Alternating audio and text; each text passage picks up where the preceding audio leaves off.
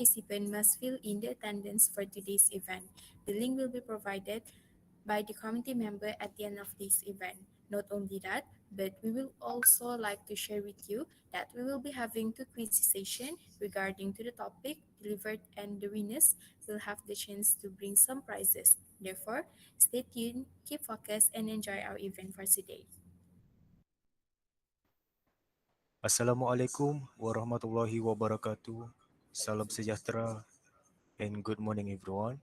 Yang berusaha, Dr. Siti Syamsiar binti Haji Muharram, Head of Study Center, Faculty of Accountancy, UiTM Cawangan Sabah, Miss Bettina Enli, Associate Specialist Business Development, Chartered Institute of Management Accountants, SIMA, Mr. Muhammad Hasib bin Shaharuddin, Senior Executive Marketing, Malaysian Institute of Certified Public Accountants, MICPA, Puan Seri Idawati Datuk Haji Mat Zain, Head of Market Development Malaysia, Professional Accountancy Centre, MIPAC, lecturers, students, distinguished guests, ladies and gentlemen. Welcome to Accounting Day, Insights on Accounting Certifications. This event is mainly organized by the Accountancy Club, TSC UiTM Cawangan Sabah, and collaborations with Chartered Institute of Management Accountants, SIMA, the Malaysian Institute of Certified Public Accountants, MICPA, and Malaysia Professional Accountancy Centre, MIPAC. This event is held as an initiative to students to enlighten about professional programs such as SIMA, MICPA, SCCA, and many more.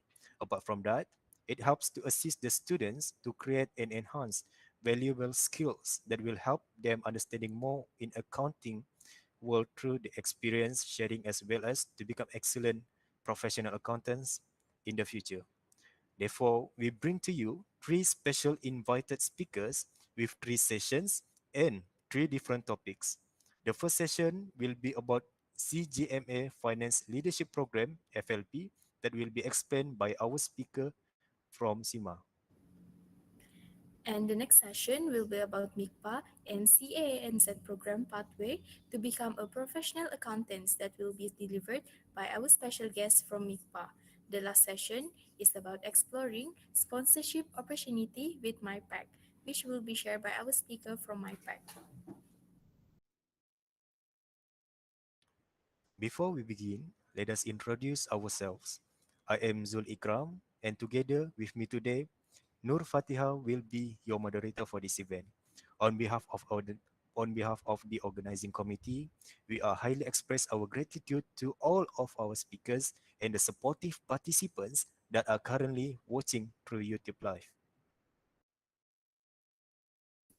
Now, respectfully, I would like to invite all of us to sing the national anthem, Lagu Negaraku.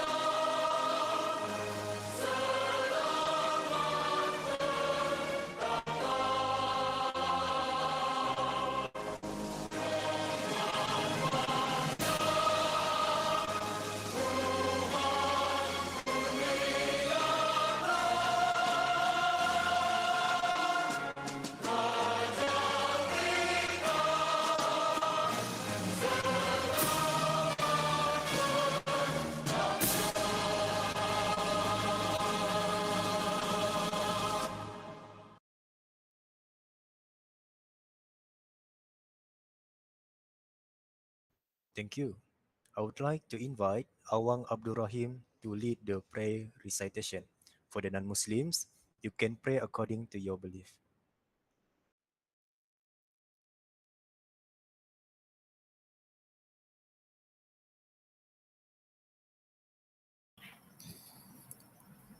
الله لا إله إلا هو الحي القيوم لا تأخذه سنة ولا نوم له ما في السماوات وما في الأرض من ذا الذي يشفع عنده إلا بإذنه يعلم ما بين أيديهم وما خلفهم ولا يحيطون بشيء من علمه إلا بما شاء وسع كرسيه السماوات والأرض ولا يؤوده حفظهما وهو العلي العظيم بسم الله الرحمن الرحيم الحمد لله رب العالمين اللهم صل على سيدنا محمد وعلى آل سيدنا محمد يا الله يا رحمن يا رحيم رب اغفر لي ولوالدي وارحمهما كما ربياني صغيرا اللهم افتح علينا حكمتك وانشر علينا من خزائن رحمتك يا أرحم الراحمين اللهم أعوذ بالله أن أكون من الجاهلين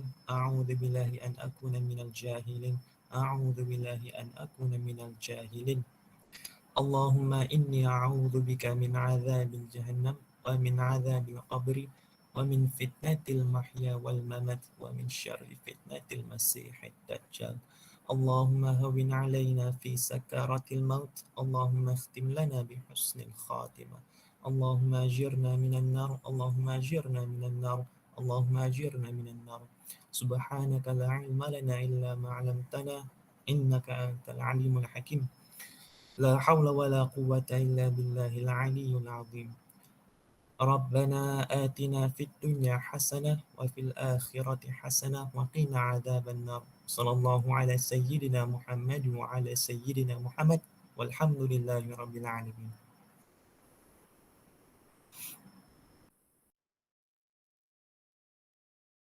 Amin, Amin, Ya Rabbal Alamin. Thank you, Awang Abdul Rahim, for the prayer recitation just now. Now, I would like to invite Akif Romzi, the Program Director, Accounting Day, Insight on Accounting Certification, to deliver his opening speech. Assalamualaikum and good morning. All of you are doing well. It is a great pleasure for me to welcome all of you. Thank you for making the time during this weekend to watch our webinar today. It is especially a great moment for us to have Ms. Bettina, Mr. Muhammad Hasif, and Puan Seri Idawati as our guest speakers today. First of all, on behalf of the Head of Study Center Faculty of Accountancy, Dr. Siti Shamsia, I would like to welcome all of you to this Accounting Day Insight of Accounting Certification, which is being held in collaboration with Chartered Institute of Management Accountants, SIMA Malaysia, the Malaysia Institute of Certified Public Accountants, MIPA, and Malaysia Professional Accountancy Centre, MIPAC. Today, I believe it will be an excellent opportunity for all of us to spend the time to broaden our insight and knowledge, especially when it comes to the accounting professional field. As we all know, accounting students always desire to have professional certification or to become chartered accountants. However, sometimes we are quite unsure which professional qualification to pursue. Hopefully, at the end of this program, you will have a better understanding of each accounting qualification. And may this program will serve as a bridge for you to pursue professional accounting qualification. Before I end my speech, once again, I would like to express my gratitude to all of you for taking part of this event. Be seated wherever you are and enjoy this webinar. Thank you, and back to the moderator.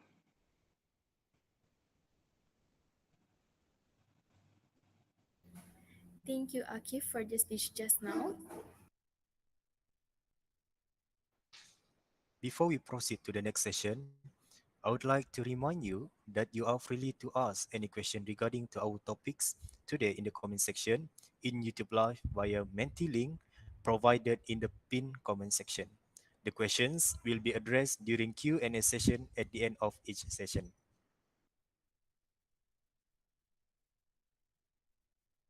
Now, allow me to introduce our first speaker, Miss Bettina N. Lee, or known as Miss Lee.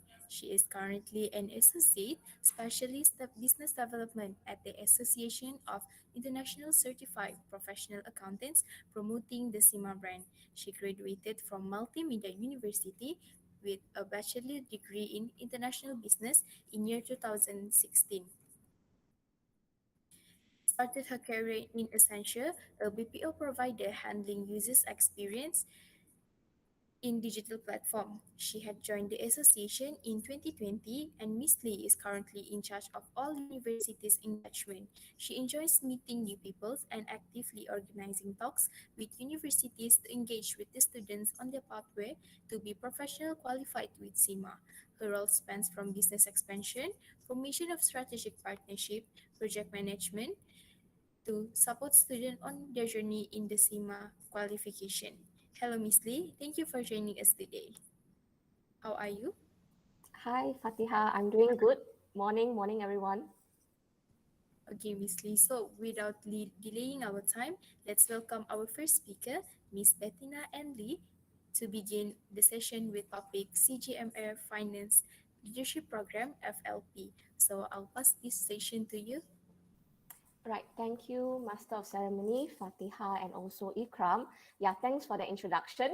Let me briefly introduce myself again. As what Fatiha has mentioned, my name is Bettina, but everyone can just call me Bet. And yes, I'm under the business development team here in CIMA, Malaysia, right?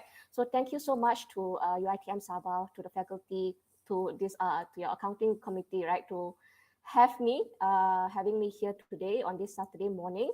So I'll try to keep my presentation as short and sweet as possible, right? Because I know you guys have other sessions after this as well, so I do not want to take up a lot of your time. So allow me to just quickly share my screen. Right, and the purpose of having the session today is indeed to brief you guys a little bit regarding the CIMA qualification. How is it relevant to you and to your career? The exemptions, I'll be briefing a little bit about the exemptions that you guys are eligible for, and of course the collaboration that we have recently collaborated with UITM, in particular what we call this CGMA Finance Leadership Program, right?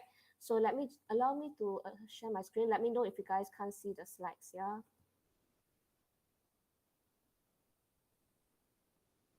Right, can everyone see the slides? Yes, Miss. All right, thank you. Okay, yeah, so before I explain about this program or the various pathway that you guys are able to enroll for under the CIMA qualification, right, in particular this finance leadership program and also this A-Star program, perhaps some of you have heard about it before, because I believe last year we have also conducted a CIMA roadshow with all the UITM branch campuses, so perhaps some of you have attended my briefing session last year as well. So my apologies if I slightly repeat myself, right, here and there, right, on what I'm going to present today. But basically, yeah, these are the contents that I'll be covering today. These are the contents that I think students should know if you are interested to enroll for CIMA, right? So I'll be briefing a little bit regarding CIMA, our background, the competency framework, the qualification framework, and of course, your pathway to the CIMA qualification, which you can do so, right? Which you can do so concurrently with your degree, right? You are able to complete the CIMA qualification concurrently while you are still in your degree. It doesn't matter you're in your second year or third year or whatsoever, right? And last but not least, scholarship, right? Yayasan Penerangan Scholarship that perhaps some of you are eligible for, right? So maybe before I explain about the programs that we have, right, the Finance Leadership Program and also the A-Star program, let me just briefly introduce to you guys regarding the CIMA qualification, right?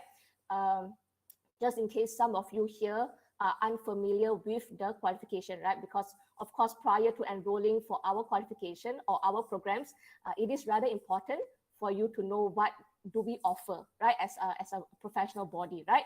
So CIMA, which indeed stands for the Chartered Institute of Management Accountant, basically we were founded back in 1919, right? Way back before you and I were even born. More than 100 years since CIMA was established, right? So currently we are indeed the world's leading and largest professional body of management accountants, right? So for students who are here today, thank you so much for joining. And for students who are here today, if you are wondering, what is the difference? Right? What is the difference between CIMA and all the other professional bodies, right? Because as an accounting students, of course, you guys know besides CIMA is just one of the options available for you guys, right? Besides CIMA, there are plentiful of other options for you guys to pursue your professional qualification here in Malaysia as well, right? So what differentiates CIMA from the other professional body is our syllabus, which focuses in management accounting, right? That's the main difference. Right? Perhaps after this, if you do your little research, you'll find that, maybe this qualification focuses in financial accounting, or maybe this qualification focuses in public accounting. But when it comes to CIMA, our focus is solely in management accounting, right? So CIMA, we are also like the other qualification, right? We are similar like the other professional qualification in the sense that one thing we have in common is that we are all scheduled, right? We are all scheduled under the Accountants Act 1967, and we are all recognized under the MIA, the Malaysian Institute of Accountants, right? Because as you guys know, almost everyone can call themselves an accountant, so long as they have the relevant degree or the relevant education, right? But not everyone can call themselves a chartered accountant, right? Because to practice as a chartered accountant here in Malaysia, you have to be part of the professional body, right? You have to be part of the MIA, right? So upon obtaining your CIMA membership, right? If you were to enroll for CIMA, after you have acquired our CIMA membership, you can easily apply for your MIA membership as well, right? So that enables you to practice as a chartered accountant here in Malaysia, right? You do not need to sit for any extra examination or whatsoever, right? So yeah, once you have acquired your CIMA membership, you can easily apply for your MIA membership as well, right? So back in 2011, right, 2011, CIMA and the American Institute of Certified Public Accountant, or the American Institute of CPAs, right, we actually came into a joint venture, right? So CIMA and the American Institute of CPAs, we are actually under one umbrella, right? We are under one organization, right? We are under what we call the Association of International Certified Professional Accountants, or just the association in short, right? So students, sometimes they are often confused, right? They wonder why kejap we call ourselves CIMA lah, why kejap AICPA, why kejap CGMA, right? They are confused with all these acronyms that we have, right? So now you know, right? CIMA and AICPA, we are actually under one organization, and CGMA basically is just the designation, right? The designation that will be awarded to you upon completion of your CIMA qualification, right? So CGMA stands for Chartered Global Management Accountant, right? So once you are a member of CIMA, you will have two titles to your name, right? One is ACMA and another one is CGMA, right? ACMA stands for Associate Chartered Management Accountant. Why two designation? Is because we came into a joint venture with the AICPA, right? That's why we have two designation, right? So together, right, CIMA and the American Institute of CPAs, we actually represent almost 700,000 finance professionals worldwide. So we are scattered around 190 countries and territories, right? And for CIMA, right, for CIMA, we only have three main global hubs around the world, right? Only three main global hubs, right? So one of it is in Durham, US, another in UK, London, and another last global hub is in KL, Malaysia here, right? So only three main global hubs in US, UK, and Malaysia, right? Our office is actually located next to One Utama here, right? One of our shopping complex, right? So yeah, anyways, this is just a little FYI lah for you to get to know a little bit more regarding CIMA, right? So once upon a time, many years ago, right, being a finance professional was maybe all about numbers, right? Maybe 10, 20 years ago, being a finance professional was all about numbers, crunching numbers, but right? But as you guys know, time since then have changed so much, right? So being accountant these days, you are not just expected, right, to just crunch numbers, right? But accountants these days, they are also expected to have critical thinking skills, decision making skills in order for them to help drive the business forward, right? So nowadays, right, in a world where businesses are being redefined by new technologies, new data, new digital platform, students such as yourself, right, when you go out into the workforce, you also have to be more agile. You also have to be more versatile, right? You also have to be equipped, right, with the relevant in-demand skills in order for you to remain relevant or for you to be marketable as an individual, right?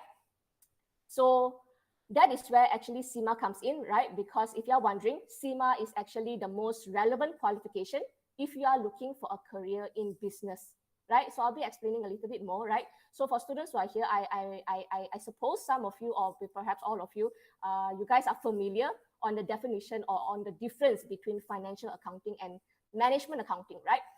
But perhaps just to reiterate once more, right? Financial accounting, as you guys know, is the process of recording, summarizing, or reporting a company's business transactions through financial statements, right? And these statements, they can come in the form of your income statement, your balance sheet, your cash flow statement, or whatever statement, right? But on the other hand, as I mentioned earlier, CIMA focuses not in financial accounting, right? Not in public accounting, but we focus in management accounting, right? So management accounting, on the other hand, is the preparation of reports about business operation that help managers make decision, right? No matter it's short-term decision making or long-term decision making, right? As a management accountant, you'll be able to help your business, right, to pursue its goal by identifying, measuring, analyzing, or interpreting financial data or communicating financial information to your managers, right?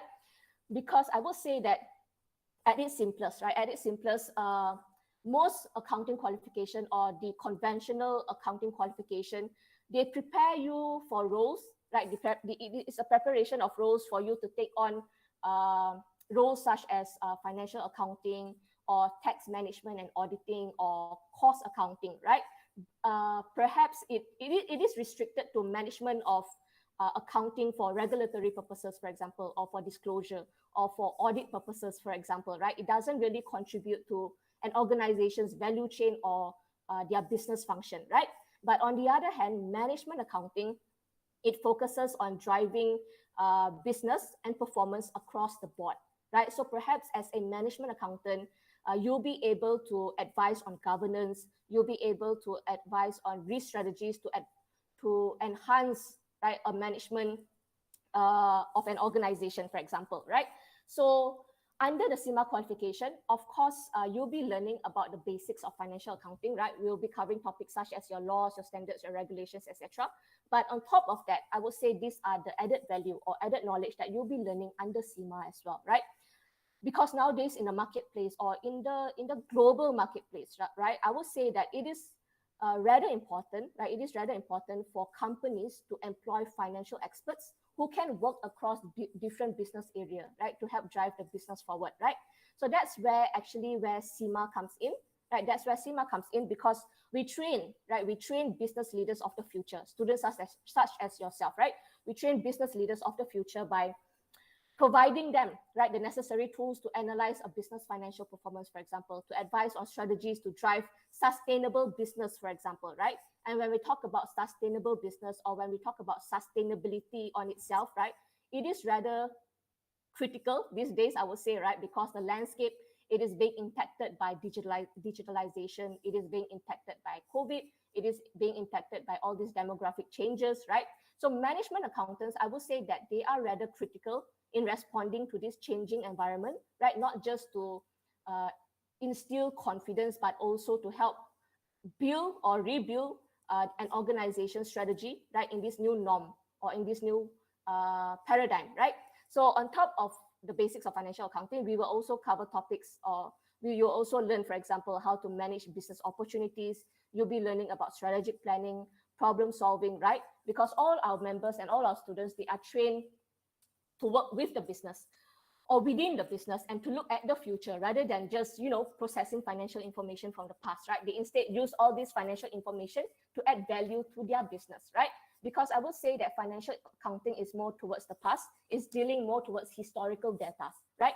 But management accounting is more towards the future, right? As a management accountant, you'll be doing a lot of predicting about the future, forecasting about the future. So if you are someone, I would say that if you are someone who likes strategic planning, decision making, analyzing solution, if you are someone who is looking for a career in business, right? If you're someone who is looking for a career in business with a flair of strategy or commercial awareness, perhaps you can consider CIMA, right?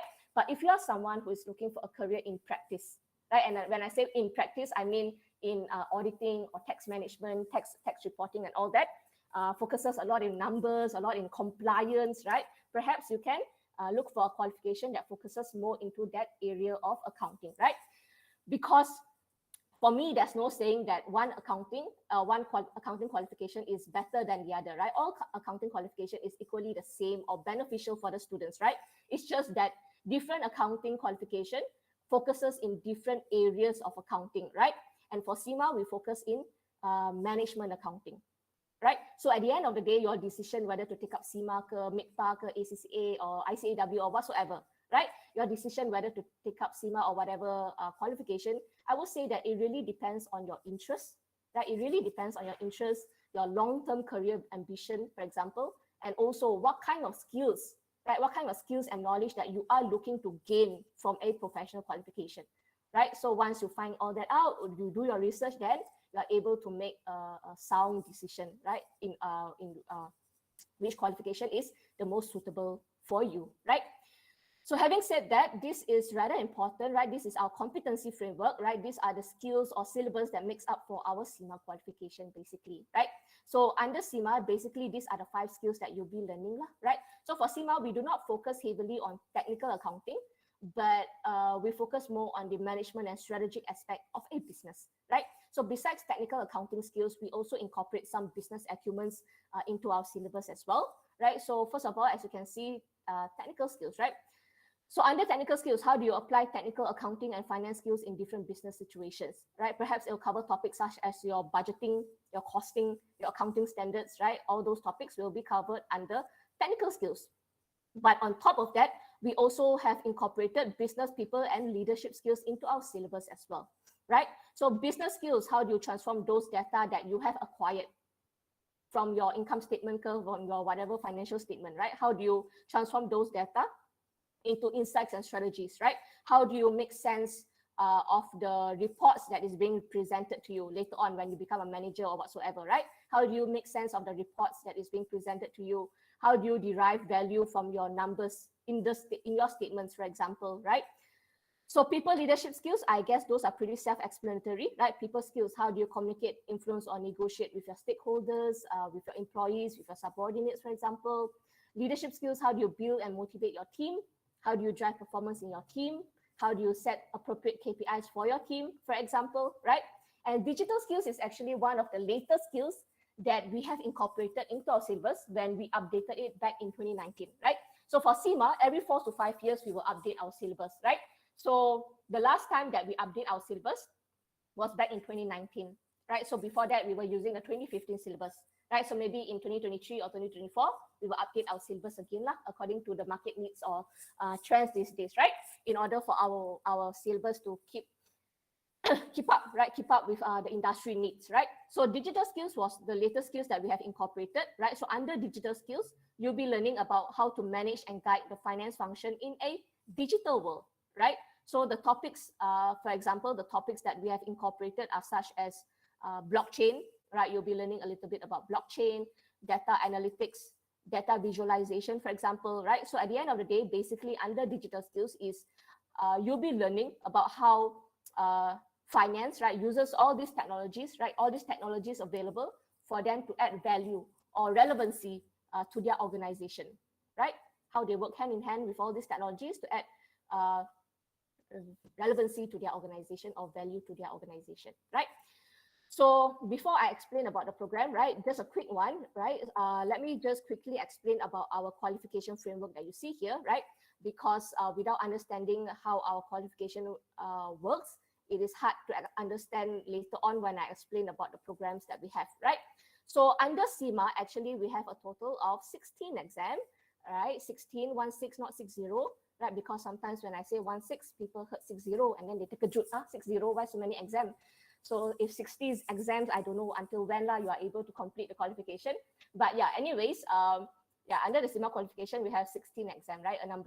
Tapi I'm only showing you 12 exams here because as a degree holder or even a master's holder, you will be exempted from our certificate level, right? So before this operational level, there is actually another level, certificate in business accounting, right? Those are for students who do not have a background in accounting or business, right?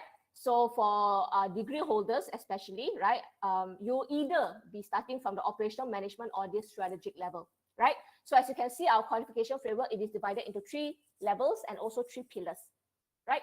So our exam structure, we also have 2 types of exam structure, right?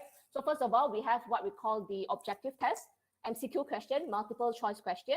And second of all, we have the essay-based question, right? So all the EPF that you see here, right? E1, P1, F1, E2, P2, F2, E3, P3, F3. These are basically the 9 subjects, right? These are the 9 subjects that you'll be learning under CIMA. And these 9 subjects, they're all objective test questions, right? So once you already study your E1, for example, you want to sit for the exam, they are objective tests, right? All your EPF, they're all objective test questions. But under each level, as you can see, there is also a case study exam, kan? Operational case study, management case study, and strategic case study exam. So these case study exam, they are essay-based questions, right? They are essay-based questions. So how do you progress through the CIMA qualification is that if you were to begin at operational level, right, you begin at operational level, you first have to complete your E1, P1, F1, then only you can sit for your case study exam, right? Because your E1, P1, F1 are subjects, right? Subjects that you'll be learning under CIMA, but your case study exam, it is merely an exam, right? It is merely a test, right? So it is not a particular subject that you go and study or whatsoever, right? So your case study exam, it is actually an integration of the topics from EPF, right? Everything they campur here, campur there from the EPF topic, they dump into your case study exam and then they test you on that, right? So once you have completed the operational case study exam, for example, you'll be awarded with a certificate from CIMA, right? A certificate in Diploma in Management Accounting, right? And then you can just move on to the next level, same process as well, complete EPF followed by your MCS, and then you'll be awarded with a advanced diploma in management accounting, right? Last but not least, strategic case study exam is our last exam, right? So once you have completed your SCS, strategic case study exam, with at least 3 years of relevant working experience, you can go ahead and apply for our CIMA membership and officially become a chartered holder, right? I believe not just for CIMA, but for other professional bodies as well, right? Once you have completed the exams, you cannot just straight away apply for the membership, right? You have to gain several years of practical experience first, then only you can apply for the membership, right? So 9 objective tests on demand on the left-hand side here, it says, right? So on demand, meaning to say that there is no specific exam window for you to sit for your objective test, right? So whenever you feel that you are ready to sit for your exam, next month, next year, next week, you can straight away schedule for your objective test and sit for it anytime, right? But when it comes to our case study exam, right, our 3 case study exam, we only have 4 exam windows in a year, right? And those 4 exam windows are namely February, May, August, and November. So these are the only 4 months where you can schedule and sit for your case study exam, right?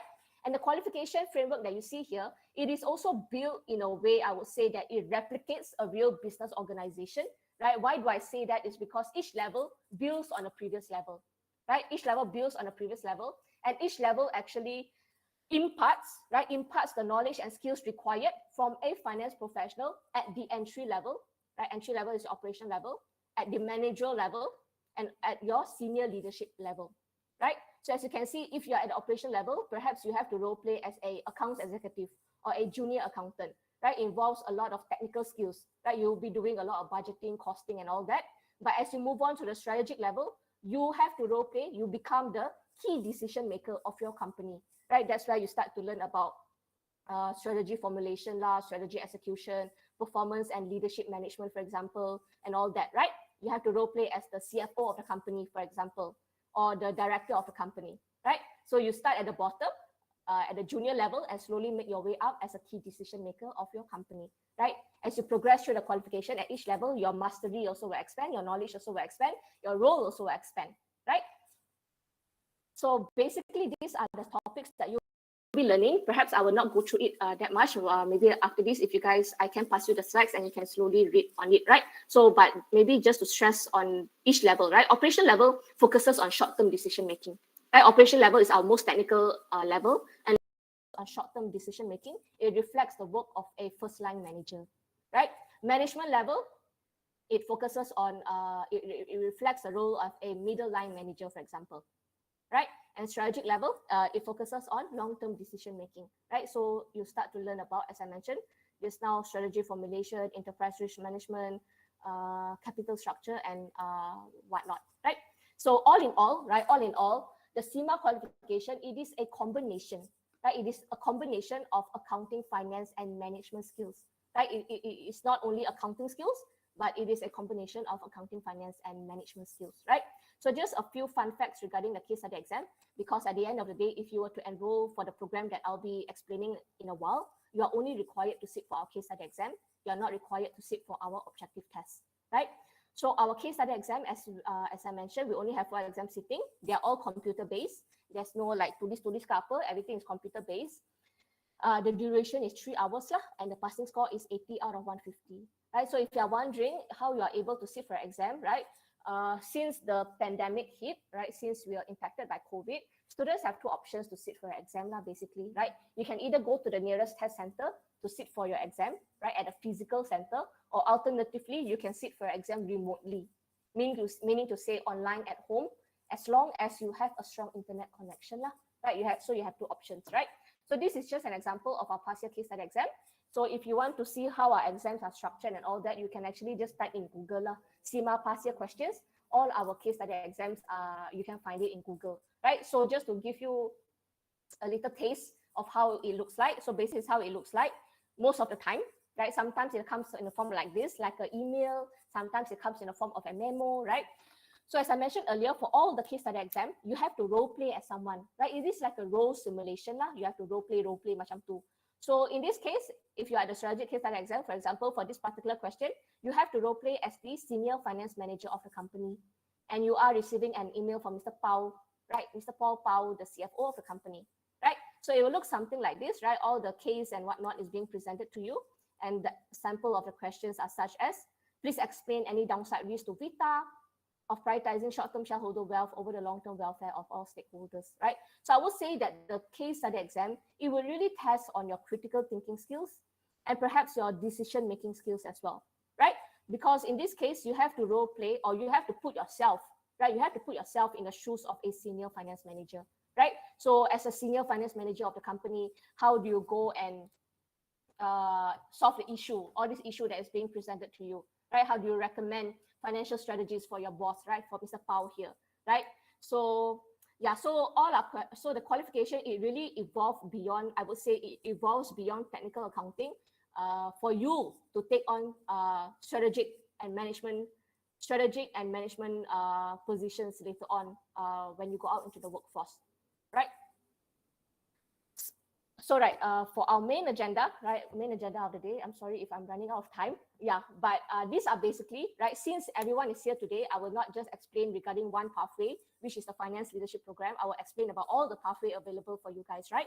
Since everyone is here, so might as well just let you guys know, right? These are all the pathway available if you are interested to enroll for CIMA, right? So of course, under CIMA, we have various programs and pathway. It depends on your work experience, it depends on education background, but as an undergraduate, right? As an undergraduate now, these are the pathway available for you guys, right?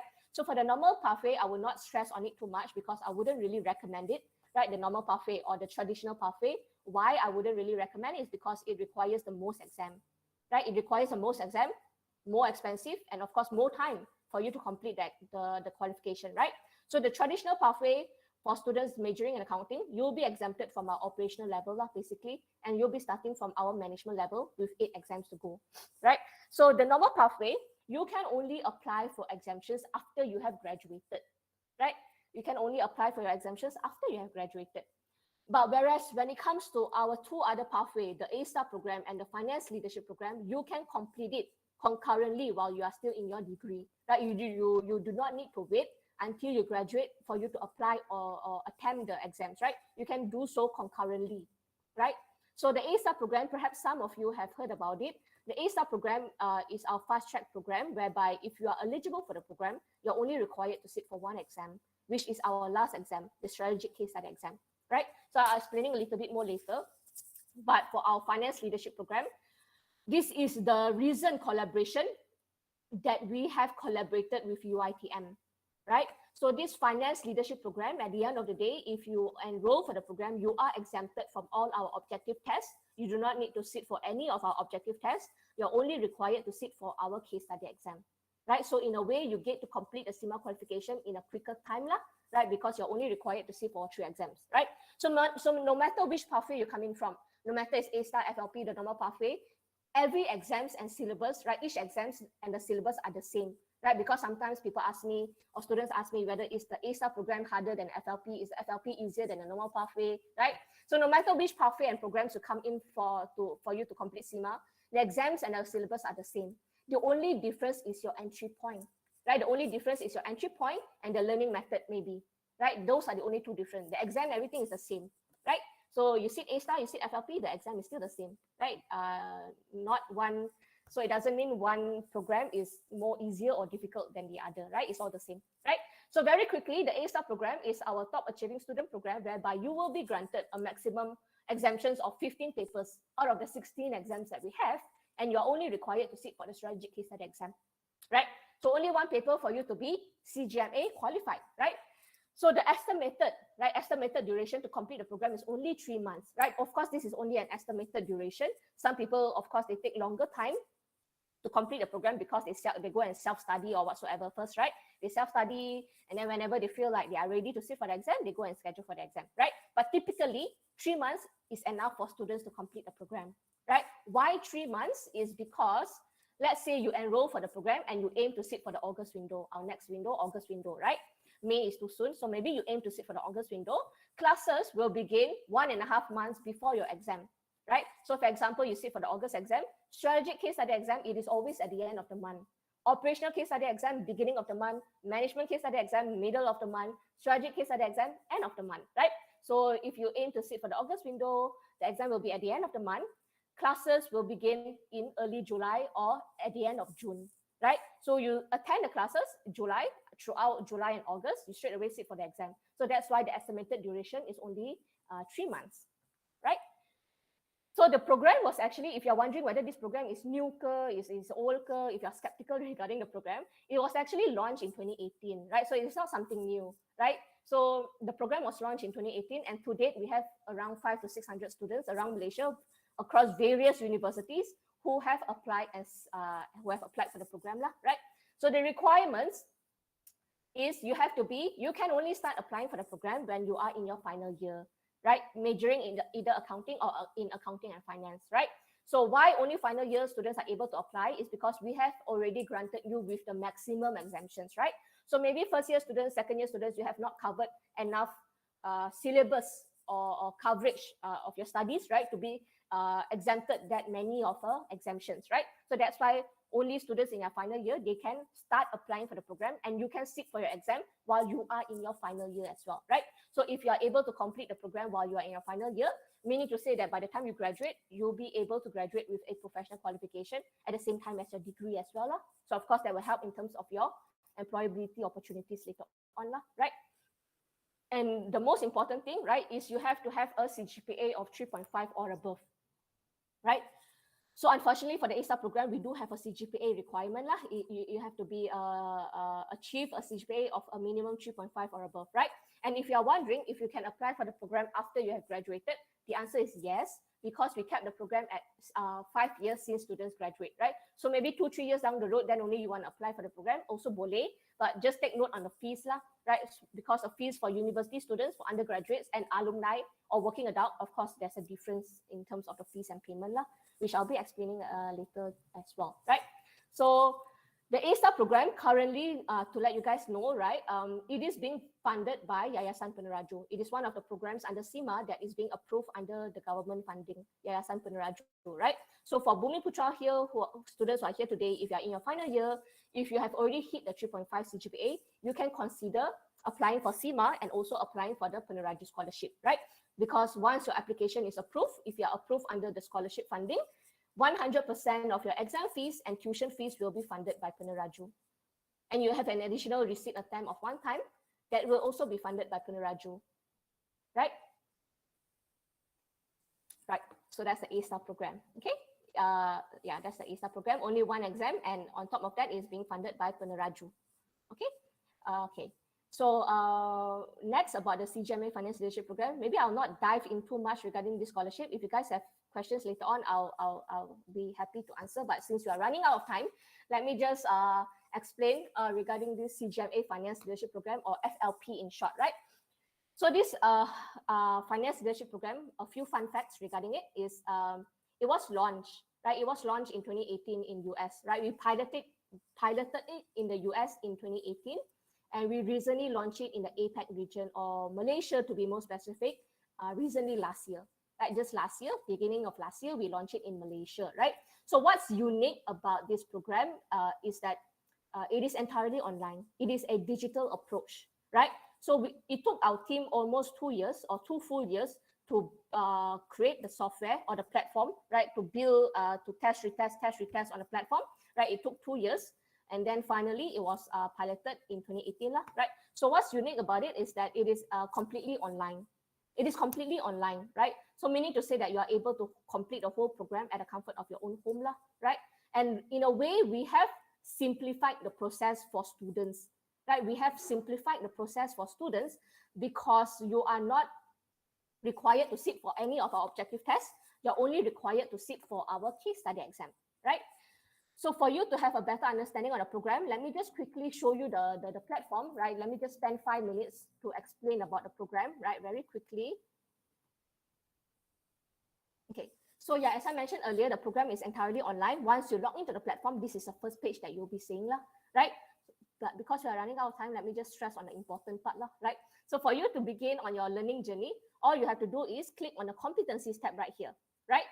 So as opposed to the traditional pathway, right, the conventional pathway where you sit for 8 exams, like what I explained earlier, right? So as opposed to that, right, for the traditional pathway, if you were to enroll for that pathway, students have to pay the exam fee separately, purchase the study materials separately, right? They are required to purchase all the study materials from Kaplan or whoever separately, and they have to attend classes separately as well. But when it comes to the FLP program, we have instead, right, included all the study materials into our platform, right? It is a very comprehensive platform. So all the boxes that you see here, these are what we call competencies, lah, right?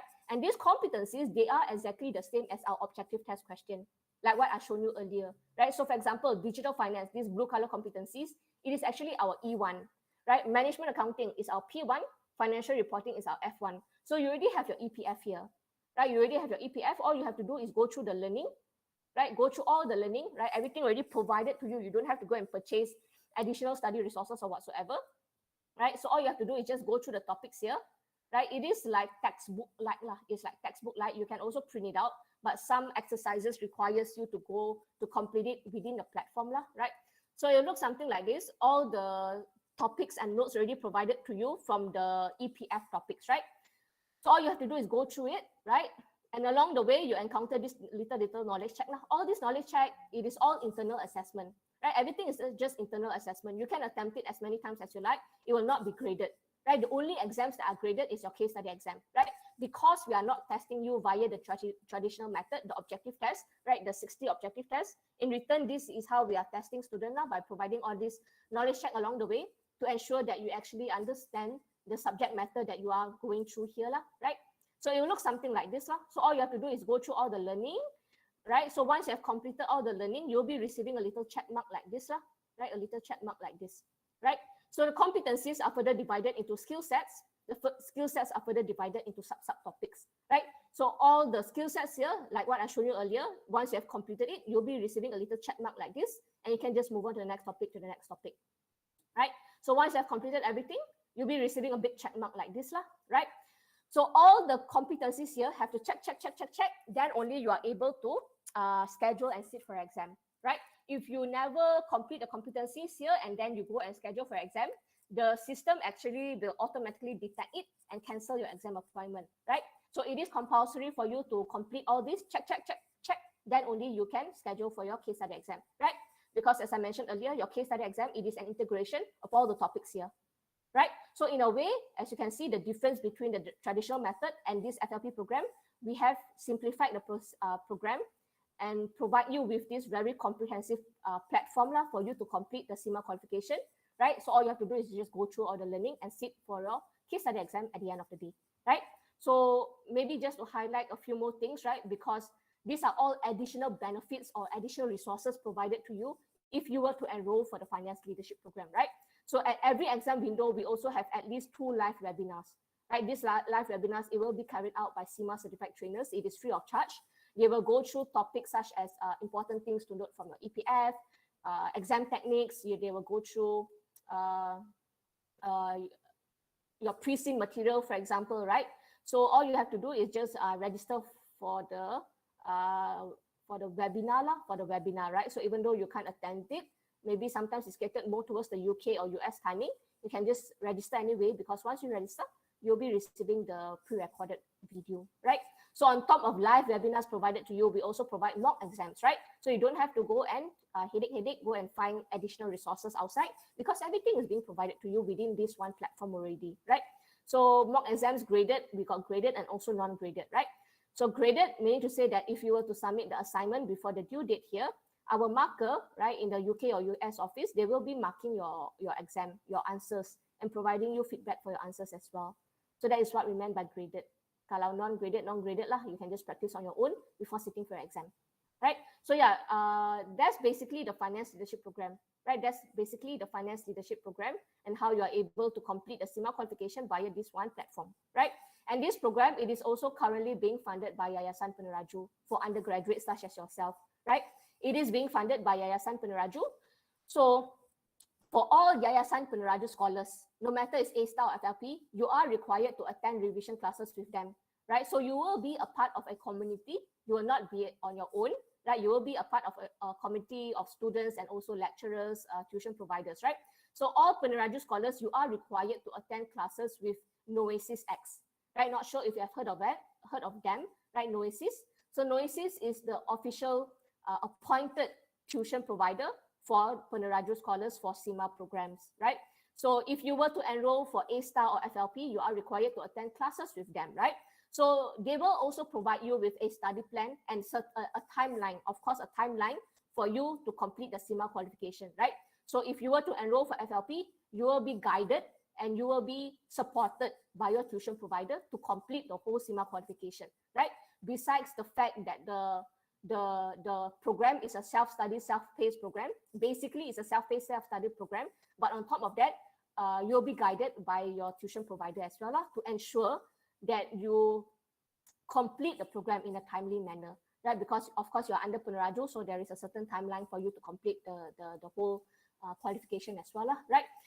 So another benefit provided for FLP students is that you get to collect all these skills certificate along the way, or e-certificate, right? So one qualification, 9 skill certificate via the FLP. Why 9 skill certificate is because 3 subjects per level lah kan, right? 3 subjects per level, so 9 skill certificate in total lah, right? So for example, performance and project management awarded to Ikram, for example, on 9 December 2022, for example. So right, so along the way, as you progress through the qualification, you get to collect all these skill certificate along the way lah. And all these skill certificate, I believe it will serve to be beneficial for you as well, right? Because it is somewhat of a tangible proof lah kan, that you can showcase to your employer that you have acquired all these necessary skills and knowledge in this particular topic, right? Performance and project management lah, digital finance lah, cost accounting or whatsoever, right? So yeah. So the main thing that I would like to stress regarding providing you an opportunity, right? We are providing you with an opportunity to complete the program, to complete the whole CIMA qualification at the same time as your degree, right? At the same time as your degree. Why?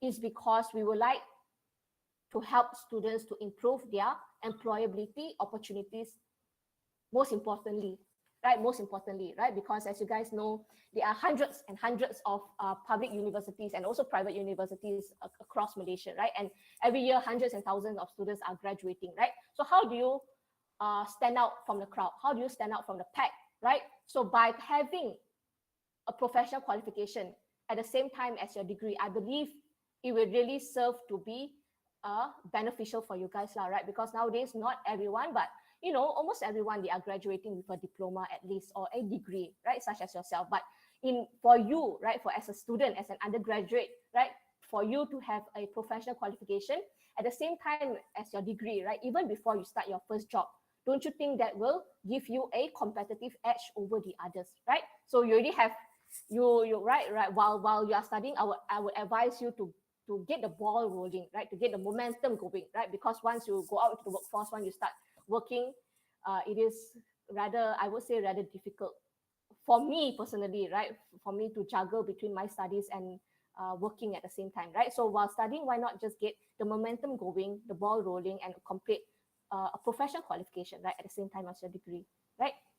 So of course, by completing the FLP program, it will help you to build your resume, right? And open up a broad range of career options for you, right? So the requirements, if you're interested in FLP, all you have to do is you have to be majoring in either business accounting or finance, and you have to be an active student from the selected university, right? So only selected universities in Malaysia we have collaborated this particular program with. So not all students in Malaysia, they are eligible for this university fee that what I'm about to show you, right? So for those university that we never signed an MOU with, the students, they are actually not eligible for the university fee or for them to complete it concurrently with their degree, right? So as opposed to the A-STAR program, this FLP do not have a CGPA requirement. It is open to everyone. Everyone have a chance to enroll for the program, right? Okay, last slide, no worries. Okay, last slide, Adi. So what does my future career look like very quickly? So for CIMA, right, mostly our students and members, they are mostly in the commercial industry, I would say, right? They are mostly in the commercial industry, not so much in practice, right? Auditing or tax or whatsoever. They are mostly in the commercial industry, right? So these are the kind of roles that you can look into. Of course, it's not just limited to the 7, right? These are just examples, right, of the kind of roles that you can look into once you have graduated from CIMA, right? So perhaps to start off, you can be a business analyst, you can be a finance analyst, financial accountant, you can go into the consultation line as well, right? So really there's no limit as to the kind of roles that you can look into, right? Because I would say that for CIMA, for students, right, you have flexibility, right? You have a flexibility in terms of your career because the skills and knowledge that you have acquired is not just limited to the finance function, right? It's not just limited to the finance function, right? So of course, it will help to open up a broad range of career options for you as well, right? So last slide, okay, the fees and payment. Right, so if you are not eligible for the Yayasan Peneraju Scholarship or if you opt to bear the fees yourself, these are the fees and payment, right? So for the A-STAR program, it is currently capped at £750, which is equivalent to 4,000 plus Malaysian ringgit, right? 4,000 plus Malaysian ringgit, right? So this package fee is already inclusive of everything, right? It's inclusive of your registration fee, your exam fee for the first attempt, and also complimentary revision classes for first timers, right? So this £750, it is only applicable to undergraduates and students who have graduated within 1 year, right? If you have graduated for more than 1 year, the fee is actually double. The fee is £1,500 for students who apply for the program after they have graduated for more than 1 year, right? And £1,500 is equivalent to almost 8,000 plus Malaysia ringgit, right? So yeah, you can see that the fees is double. So if you want to be enjoying this lower fee, do consider applying before you graduate. Okay, yeah. So that's the A-STAR program. Tapi for the finance leadership program, it's a little bit different because the finance leadership program, it is a yearly subscription basis, right? Meaning to say that we have 1 year, 2 years, and 3 year subscription. It is entirely up to you as to which kind of subscription model you want to enroll for. The only difference between each subscription is, of course, the subscription length, right? The subscription length. So if example, you enroll for 1 year only, you pay £495, which is equivalent to 2 to 3,000 Malaysia ringgit, right? 2 to 3,000 Malaysia ringgit to complete your whole professional qualification, right? So if you only enroll for 1 year, you are required to complete the whole program within 1 year. If you didn't manage to complete the program within 1 year, within your stipulated subscription period, you are required to top up the fee for the next year, right? For the subsequent year, you have to top up the fees again, either 495 or 795, in order for you to continue having access to the platform, right? You only have access to the platform if you have an active subscription, right? So for students, if you want to play safe, right, I would always advise them to go for the 2 years straight, right? 2 years for you to complete the whole FLP program, right? It is not impossible, right? It is very achievable actually, right? So this is just a breakdown of the fee for the normal pathway, right? I will not stress on it too much, right? So yeah, with that, this is just my contact information, my email address. You can take it down or screenshot or whatsoever if later on you want to have a one-to-one session, because yeah, if you want to have a one-to-one session or you have more questions regarding CIMA, A-STAR, FLP, or even the Peneraju Scholarship, feel free to drop me an email, right? Feel free to drop me an email. I'll be, of course, responding to you guys, right? But with that, I guess that's the end of my presentation. Yeah, that's the end of my presentation. If you guys have any questions, please feel free to ask, right? Thank you, Miss Lee, for the wonderful session just now. All right, now let us move on to the Q&A session, question and answer session. So for your information, we have few questions from the pre-registration form provided to the participants and to those who are currently watching through YouTube live second. So to the participants who are currently watching the YouTube live session, if you have any question, you may ask in the Menti link that has been pinned by the committee members in the YouTube comment. So actually we have the few questions from the pre-registration form. The first question is,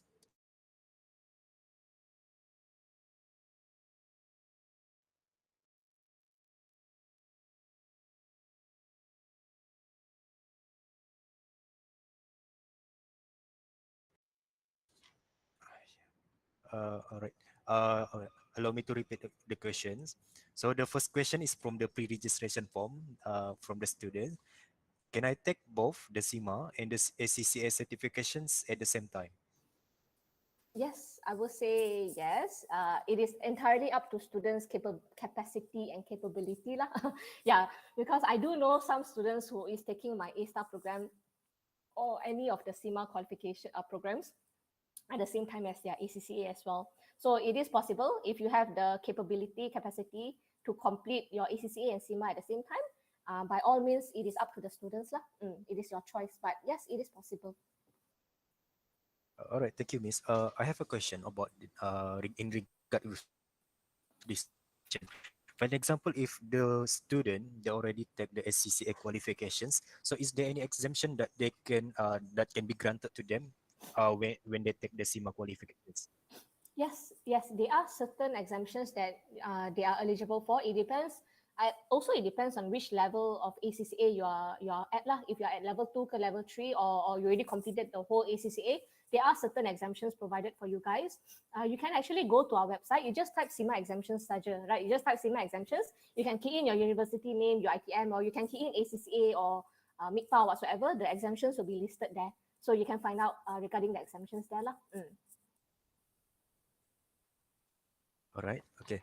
Thank you, Miss Lee. So the second question is, it is about the Yayasan Peneraju Scholarship. So is the Yayasan Peneraju Scholarship only eligible to certain level of family income, or it can be applied by everyone as long as they are Bumi Putra students? Good question. Yeah, Yes. it is applicable to all Bumi Putra students. That's number one. Regarding the income, that one I'm not 100% certain, to be honest. Yeah, regarding the income level of the family, that's I'm not 100% certain. Because it is not really listed in the FAQ as well. But I believe for scholars, but I can find that out for you. For students, of course, I can inquire about that. But for now, what I know is that once you apply for the scholarship, you are required to submit a certain amount of information or documentation to Peneraju. And also, you are required to attend an interview session with them. But don't worry about the interview session because it is a very casual and basic interview session with them lah. Yeah. So before you are provided or approved under the scholarship, you are required to attend the interview session with them lah for you to see whether you're eligible ke tak. Yeah. But regarding the income, I'll check back on that. Yeah. All right, thank you, Miss. So the third question is from the YouTube live. So first of all, the student said, "Thank you, Miss Bettina, for the great sharing session. I wonder if there is a time limit to complete the CIMA exams for all entry points. Can student take gap year in between papers?" Certain timeline, is it, Ikram, for them to complete CIMA? Yes. Okay. Okay, how do I answer that? Okay, so for example, if you are sitting for the A-Star program, there is a certain timeline in the sense that once we already granted you the exemptions and the exam credit is only it will be for 2 years. It's quite long also lah. Yeah, it will be 2 years for you to sit for the exam. So anytime within those 2 years, you are able to sit for your exam. But if after 2 years you still never sit for your exam, after which your exam credit will expire, so in that case you have to pay for the exam fee, right? You have to pay for the exam fee. So yeah, so you are required to sit for the exam while your exam credit is still active lah. Yeah. So let's say you apply for the program now. You are given 2 years to sit for the exam lah, at any exam window, February, May, or August or November. But of course, if you apply under Peneraju, there are a timeline provided for you or a deadline for you to complete the program, right? Because for Peneraju, one thing to note is that they only have 2 intakes in a year, right? Peneraju only have 2 intakes in a year for CIMA, at least. For other qualification, I'm not sure. But for CIMA, we only have 2 intakes per year, February and August, right? February and August. So the August intake, the registration will actually open this coming May, 16 May. So the August punya intake, it will prepare you to sit for the November exam. The February intake will prepare you to sit for the May exam. Why like that is because for CIMA, our pre-SIN material, right? So the pre-SIN material, not the exam question, the pre-SIN material for February and November is the same. For May and August is the same. So for peneraju scholars, your first exam sitting will be May if you apply for that intake lah. So if you touch wood, you fail, you can straight away resit for the August one because the pre-SIN is the same. So you don't have to learn a new pre-SIN lah. So if you the November punya intake, you can retake it for February of the following year using the same pre-SIN as well. So that's how it works lah for peneraju scholars. Yeah. All right. For FLP, sorry, sorry. Okay. Sorry. Okay.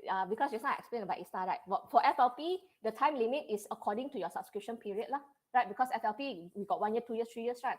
So it is according to your subscription period. The longer you delay, the more money you have to top up lah.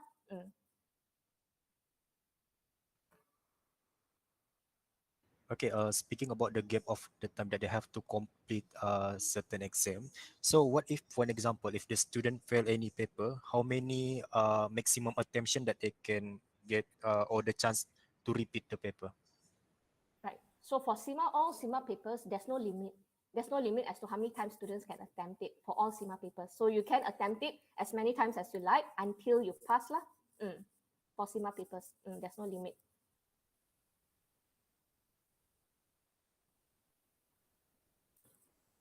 Okay, all right. I think this is quite interesting question in regards with the industry relation.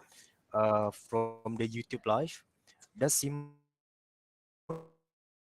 the example students education? Sorry, Ikram, can you repeat that? Okay. It's quite breaky, the internet. All right.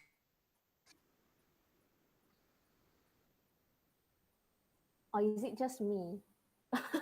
Because I cannot hear. Suddenly frozen. Okay. Can you hear me? Okay, can. Okay. So this question from the students in the YouTube live comment section, does SIMA help the students, for an example, the students' employment after they finish the qualification?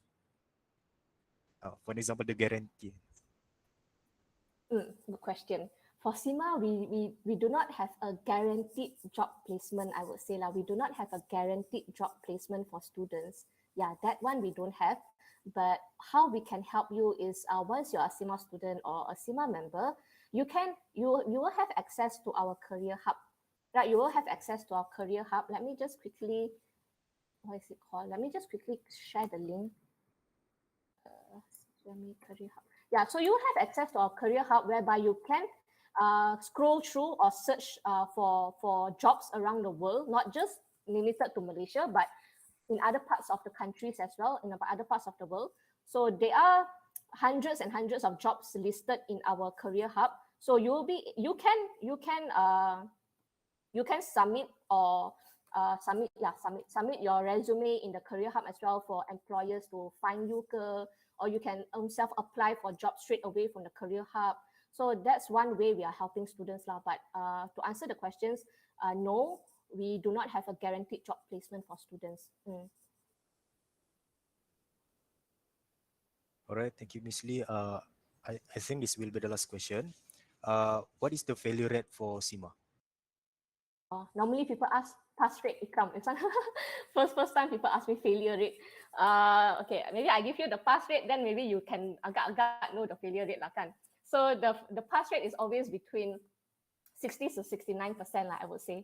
The pass rate is always between 60 to 69% for the A-STAR program juga lah. All right. Thank you, Miss Lee, for your answer just now, and we really hope that it could help the participants and the students, especially to understand more. So, before we end our session, I would like to express our honorable gratitude and token of appreciation to Miss Lee for sharing her knowledge and experience with us today.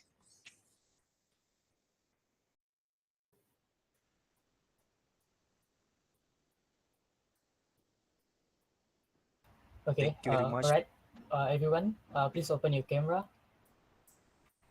Thank you. Thank you for having me. All right. In count 1, 2, 3.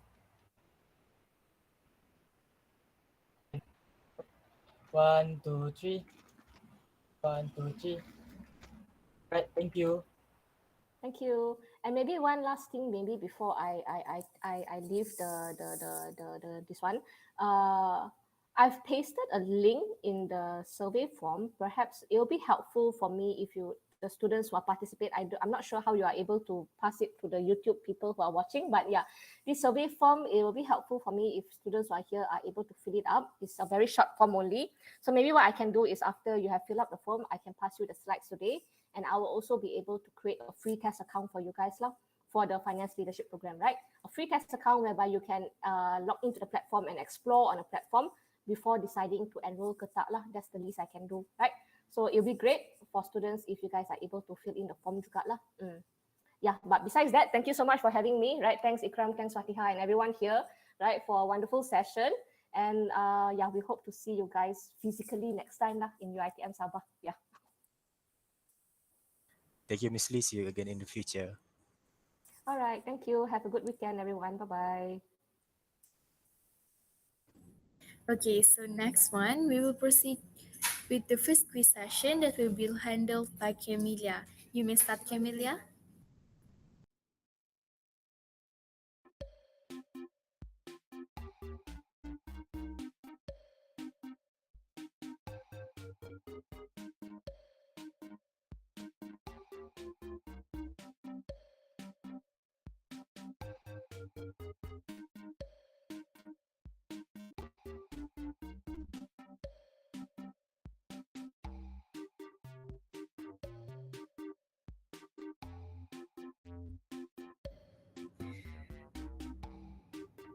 Testing. Thank you to our lovely and handsome moderator for today, Ms. Fatiha Mahdi, and for the committee. Okay. Before that, I would like to welcome and thank Miss Lee for accepting our invitation, and also to Madam Betsy and Madam Roslida for supporting our program today. So my name is Camelia, and I'm going to host for the quiz session for today.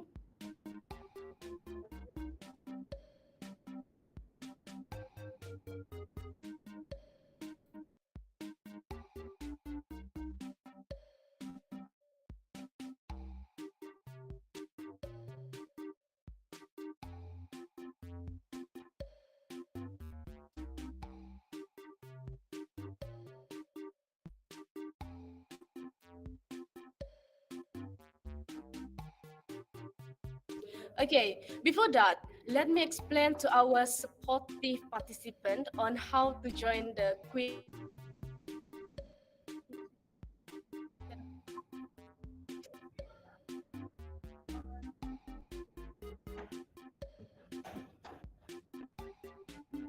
I believe the activity committee for the Kahoot quiz in the YouTube comment section. So click it now, guys.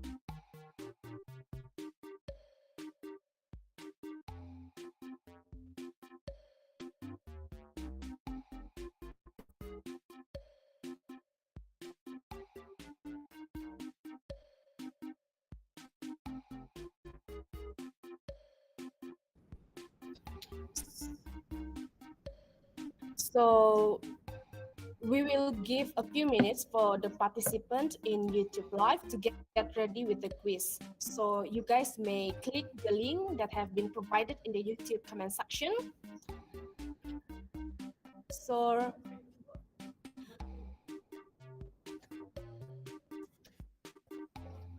okay, so wait for a minute.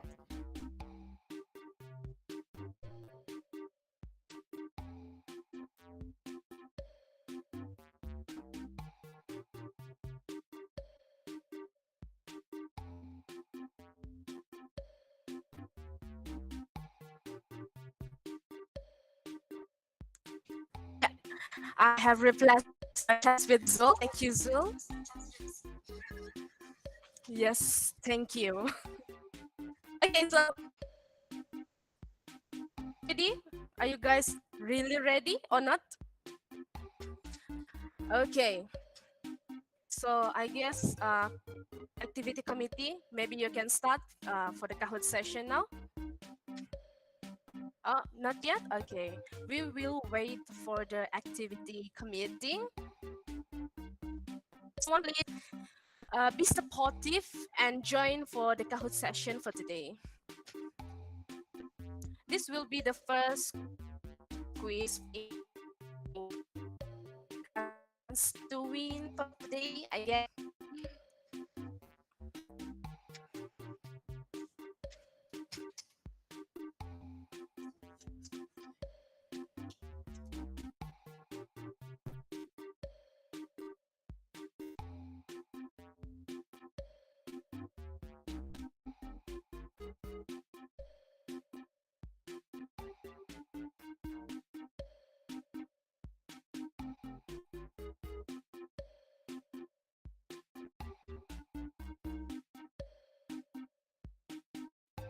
So currently we have 8 participants in Kahoot. So come on, guys.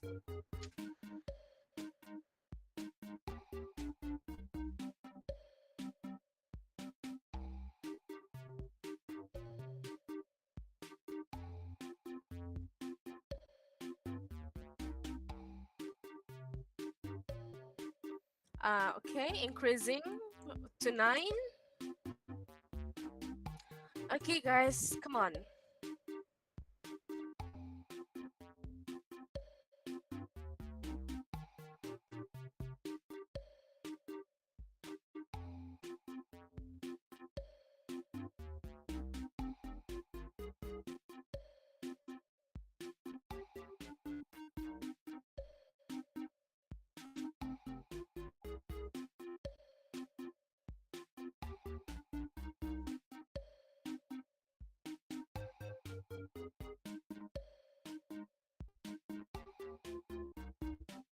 So we have finally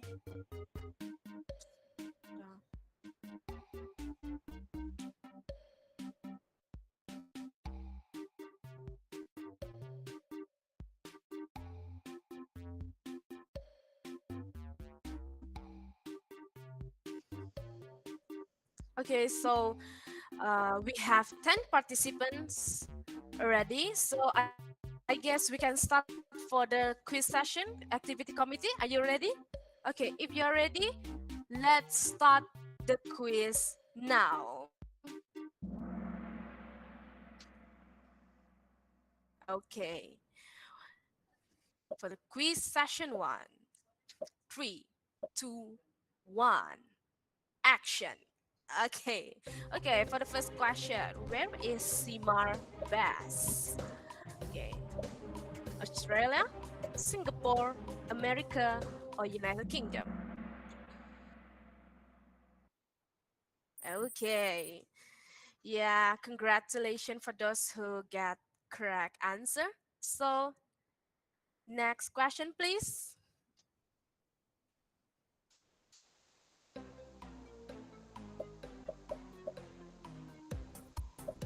What?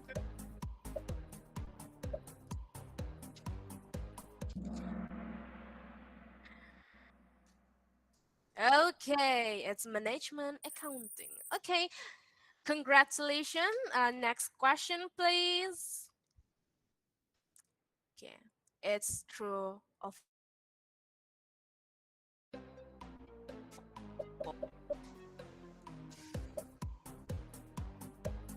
accounting, finance, and banking students are good candidates to pursue the CGMA FLP.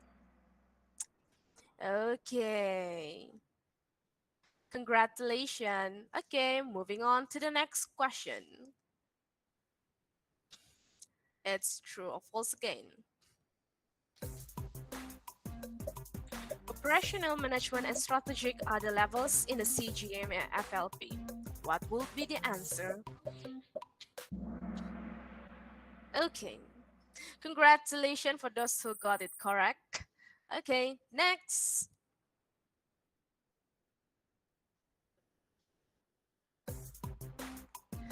What is the regulatory framework of CGMA FLP based on? Come on, guys. Okay, congratulations. And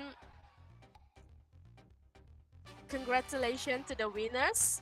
The third place is Trisha, second place is Isha, and the winner for the quick session is Shah.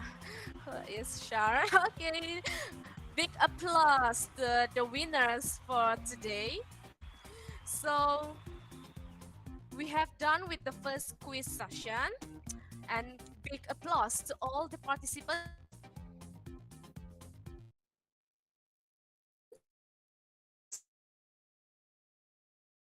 We have another quiz after the session for today. So be ready, okay? So thank you. Okay, so thank you so much, Camilla, for the interesting session just now. A huge congratulations to the top three winners. For the winners, please be reminded to not forget to fill in your attendance so the committee member will able to reach you.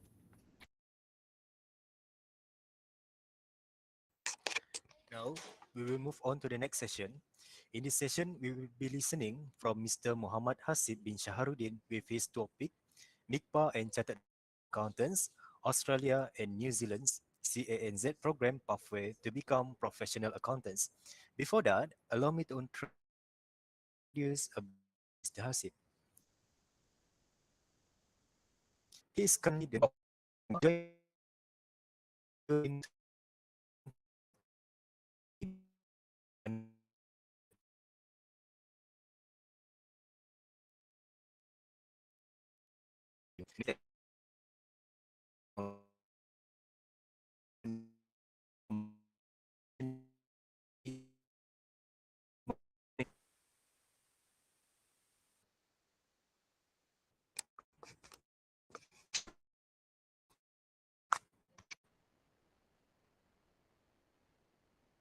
Good morning.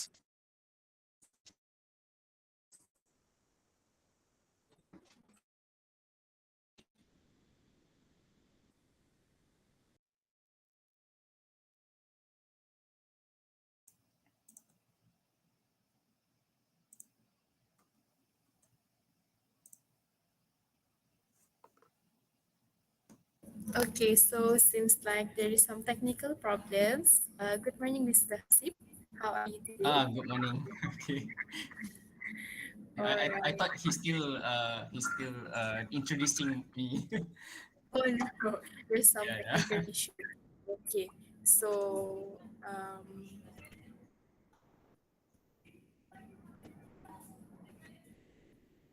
okay, so Mr. Hasib, allow me to introduce a bit about Mr. Hasib. He is currently the Senior Executive Marketing of MICPA. He joined the institute in 2014 under the technical department where he was involved in standard setting process and financial statement review. He holds a diploma in accountancy from UiTM Perak and a bachelor in accounting and finance from Manchester Metropolitan University, United Kingdom. So without further ado, I would like to invite our second speaker, Mr. Hasib. So I hand over this session to you. Thank you.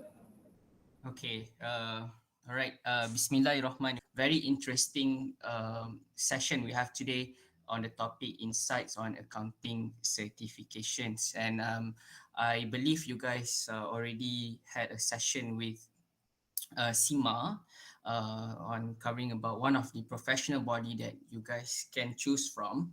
And today now with me, I'm going to talk about MICPA. So it's one of the professional qualification that you guys can opt for, something that you guys would like to consider in the future.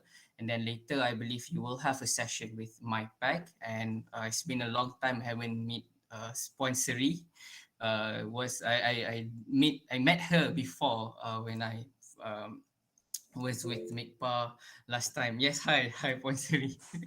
Hope you're doing okay. Yeah. Okay. So before I continue with my presentation, I would like to basically go through a little bit about what I'll be sharing today. Okay. Um, So of course, as I mentioned, we're talking about the MICPA CANS qualifying program. But what I'll be sharing in a bit more details is I'll be sharing with you guys about MICPA and then the MICPA program, the modules, the structures, maybe not into that kind of not too details. But if you do have questions about, detailed questions, I'll be more than happy to answer that your questions. And then later, and I will also share a little bit about sponsorship opportunities. And in fact, I do have one of my colleague, Miss Maisara. She's the person in charge for sponsorship for MICPA. So if later you guys have any questions about sponsorship, um, I will get her to help to answer any of your questions. But yeah, to kick off my presentation today, actually something that I think I need to also share this with everyone here, especially warga UiTM. So as a UiTM alumni, I am so proud to be one of UiTM alumni. Even though I pursued my degree in UK, but the experience that I gained from UiTM is actually really important throughout my study time. This is where I pick up, become more disciplined. Last time I don't know how is it these days lah, tapi dulu during my time, kena pakai baju smart, kena pakai collar, pakai tie, especially kita accounting students, we normally need to follow, all this sasyah rupa diri. And this is where I learned how to organize events. And in fact, I was part of the accounting club back then. I dekat UiTM Perak, Seri Iskandar. So my club was, the name of my club is Persida, Persatuan Siswa-Siswi Diploma Perakaunan. And this is where I learned how to deal with HEP, HEA dengan jumpa pengarah kampus sebagainya lah. And that kind of experience really taught me a lot. And then moving on, I pursue study to the UK under Mara Scholarship. Something that I tak nak, lepaskan lah peluang yang ada. And then coming back to Malaysia, I terus start kerja dengan MICPA under the technical department as mentioned during the introduction. And what is the relevance of me sharing my experience actually? One of the things that I hope that I would like to get back then was the kind of exposure about professional qualification. Okay, so to cut the story short, I am not a professional qualification. I don't have any professional qualification myself, even though I am an accounting graduate. For a few reasons. One is because I would like to explore other opportunities. And the second reason, which I believe the main reason, is because I don't have a lot of exposure about accounting profession, about the certification back then during my study time. And all I know was MIA, ACCA, SIMA. Tiga ni yang paling main lah, yang memang kita tahu. Yang memang I rasa as an accounting student, kita tak perlu nak ada pengenalan pun because kita dah terlampau sinonim. So I don't really know about the others, the likes of MICPA or ICAW or the other professional qualifications yang ada sebenarnya. So when I started working with MICPA, only then I find out that sebenarnya ada banyak lagi opportunity. And this is why I'm here, and this is also one of the vision that I have while I'm still with MICPA, I'm still in this profession.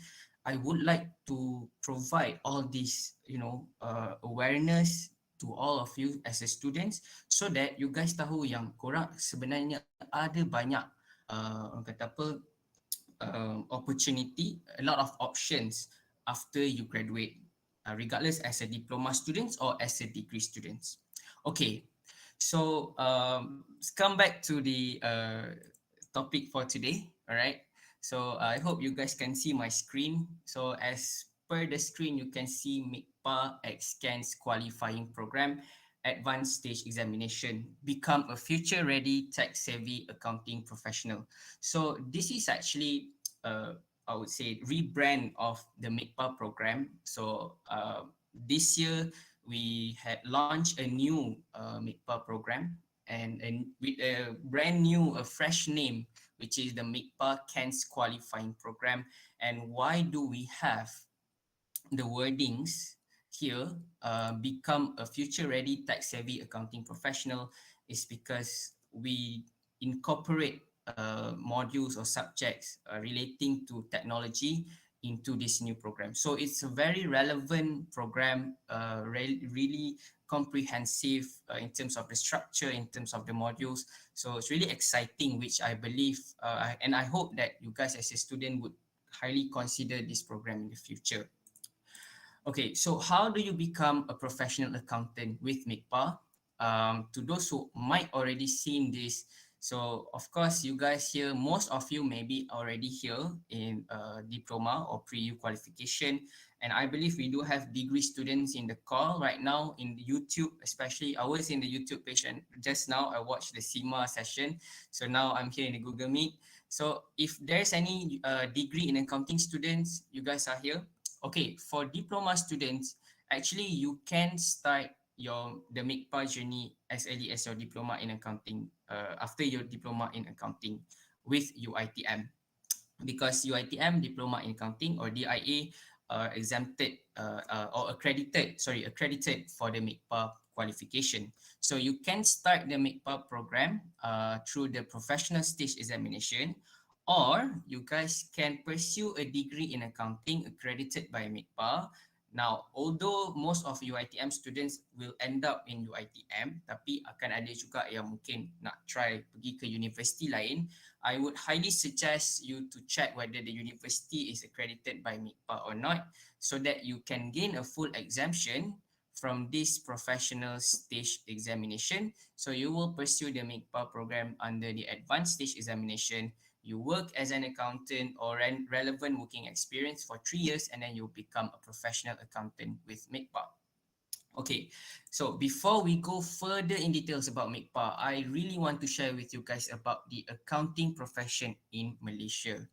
So to those who might not aware yet, in Malaysia, we are very unique to say, because the word accountant is actually protected under the Accountants Act 1967. So if you want to legally call yourself as an accountant, practice as an accountant, you need to register as a member of the MIA, Malaysian Institute of Accountants. So this is one of the main national accounting bodies in the country other than MICPA. So MICPA is also one of the big national accounting bodies in the country. I'll be sharing that with you later.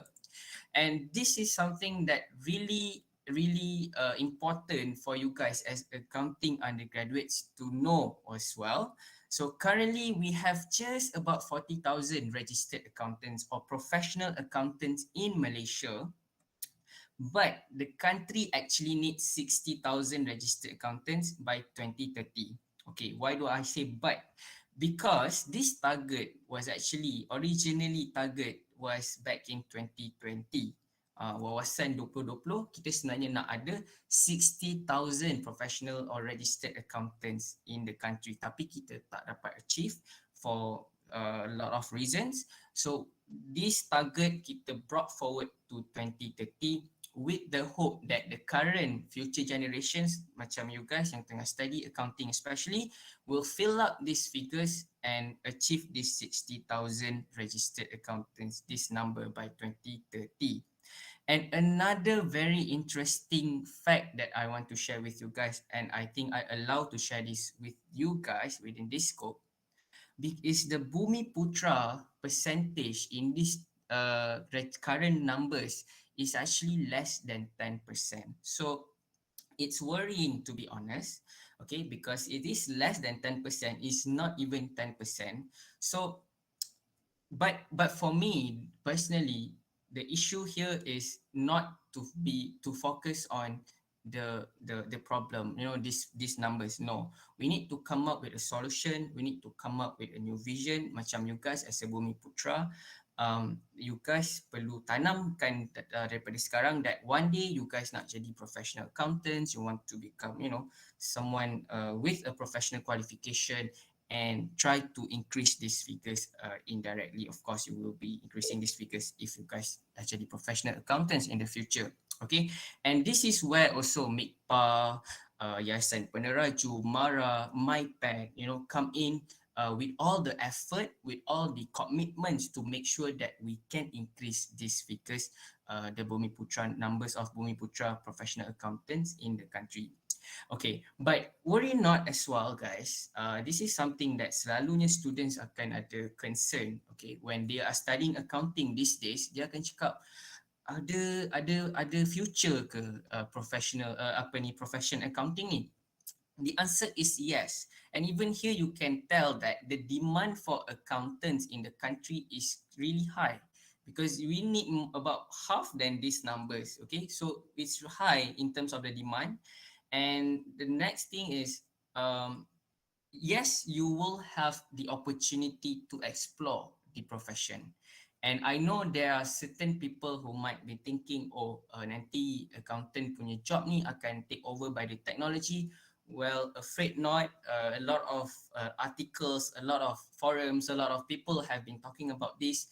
Instead of replacing accountants, the technology will actually membantu. Okay, so ia akan sama-sama bekerja bersama dengan accountants when it comes to the works as an accountant in the future. And I am not talking about the introduction works macam data entry dan sebagainya. Itu I rasa one day kita dah takkan kira sebagai accounting work anymore. So what we are going to consider as an accounting work is more on like decision making, you know, judgments that involve your knowledge with your accounting knowledge in the future. So this is what the technology, the computer cannot do. Okay, we still need the human touch in the accounting profession. All right, so yes, afraid not, you guys will have a lot of opportunity and in demand in the future in the accounting profession.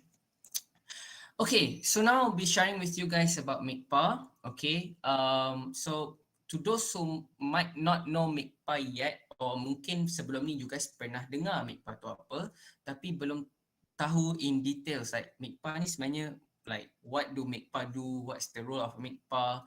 Okay, so MIKPA was established since 1958, a year after kemerdekaan negara. So we have been in this country, you know, about more than 6 decades already, and up until today, we are the only Malaysian professional accounting body. There are no other than MIKPA, the Malaysian professional accounting body. Okay, nanti I'll make a quick comparison with MIA later. Okay, now even though we are a Malaysian body, I would really love to share with you guys, MIKPA is internationally recognized. Okay, and in fact, we are one of the founding members of IFAC, the International Federations of Accountants. So the way we work in the institute, we need to follow the guidelines of IFAC, the framework that IFAC provided. Okay, so it means that we are professional, we are internationally recognized. And of course, being a Malaysian body, we are responsible with the development of the accounting profession. So we work a lot with other regulators, to name a few, the likes of BNM, SC, SSM, LHDN dan sebagainya, especially on the technical areas of the profession, macam standards or the recent one, I think people are talking about technology and sustainability dan sebagainya. So this is what MIKPA do. This is one of our responsibilities in this accounting profession. And since 2009, we have this partnership with our partner, Chartered Accountants Australia and New Zealand. So we run a dual qualification through the MIKPA CANS qualifying program, which if you take one program, you will get dual title, CPAM Certified Public Accountant Malaysia and Chartered Accountants Australia and New Zealand. So just some of the key milestone of MIKPA. Okay, one fun fact that I want to share with you guys, we changed our name twice, right? So when we established in 1958, we were called as the Malayan Association of Certified Public Accountants, and then tukar kepada the Malaysian Association of Certified Public Accountants, and tukar lagi sekali kepada the Malaysian Institute of Certified Public Accountants. So we changed our name twice. So kalau ada soalan ni dalam quiz later, inilah jawapan dia. Berapa kali MIKPA tukar nama? 2 kali. Okay, hint. And yes, this year we are celebrating our 13 years anniversary of the collaboration between MIKPA and CANS. All right, so as promised just now, I mentioned I will make a comparison between the two main national accounting bodies, which is MIKPA and MIA, the Malaysian Institute of Accountants. So I'll start with MIA. MIA was established under Accountants Act 1967, and they are the regulatory body for the accounting profession. Okay, so they regulate the accounting profession, and as mentioned, the word accountants are protected under Accountants Act 1967.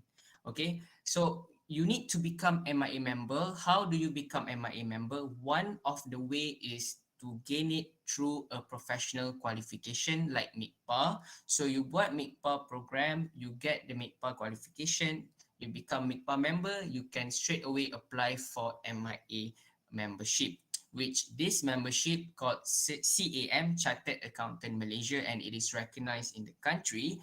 Whereas for the for MIKPA, we incorporated in 1958. We are a professional body, which means we provide you a pathway to become a professional accountant in the future through the MIKPA CANS qualifying program. So after you complete the program with MIKPA, you will get the title Certified Public Accountant Malaysia. Okay, and this is professional title, and this title is internationally recognized. Okay, so I hope this can show you the comparison or give you more idea about MIA ni apa, MIKPA ni apa. Okay, so basically MIA, they are the regulatory body. The professional bodies are those who are accredited by MIA. So one of the bodies that are accredited by MIA, of course, is MIKPA.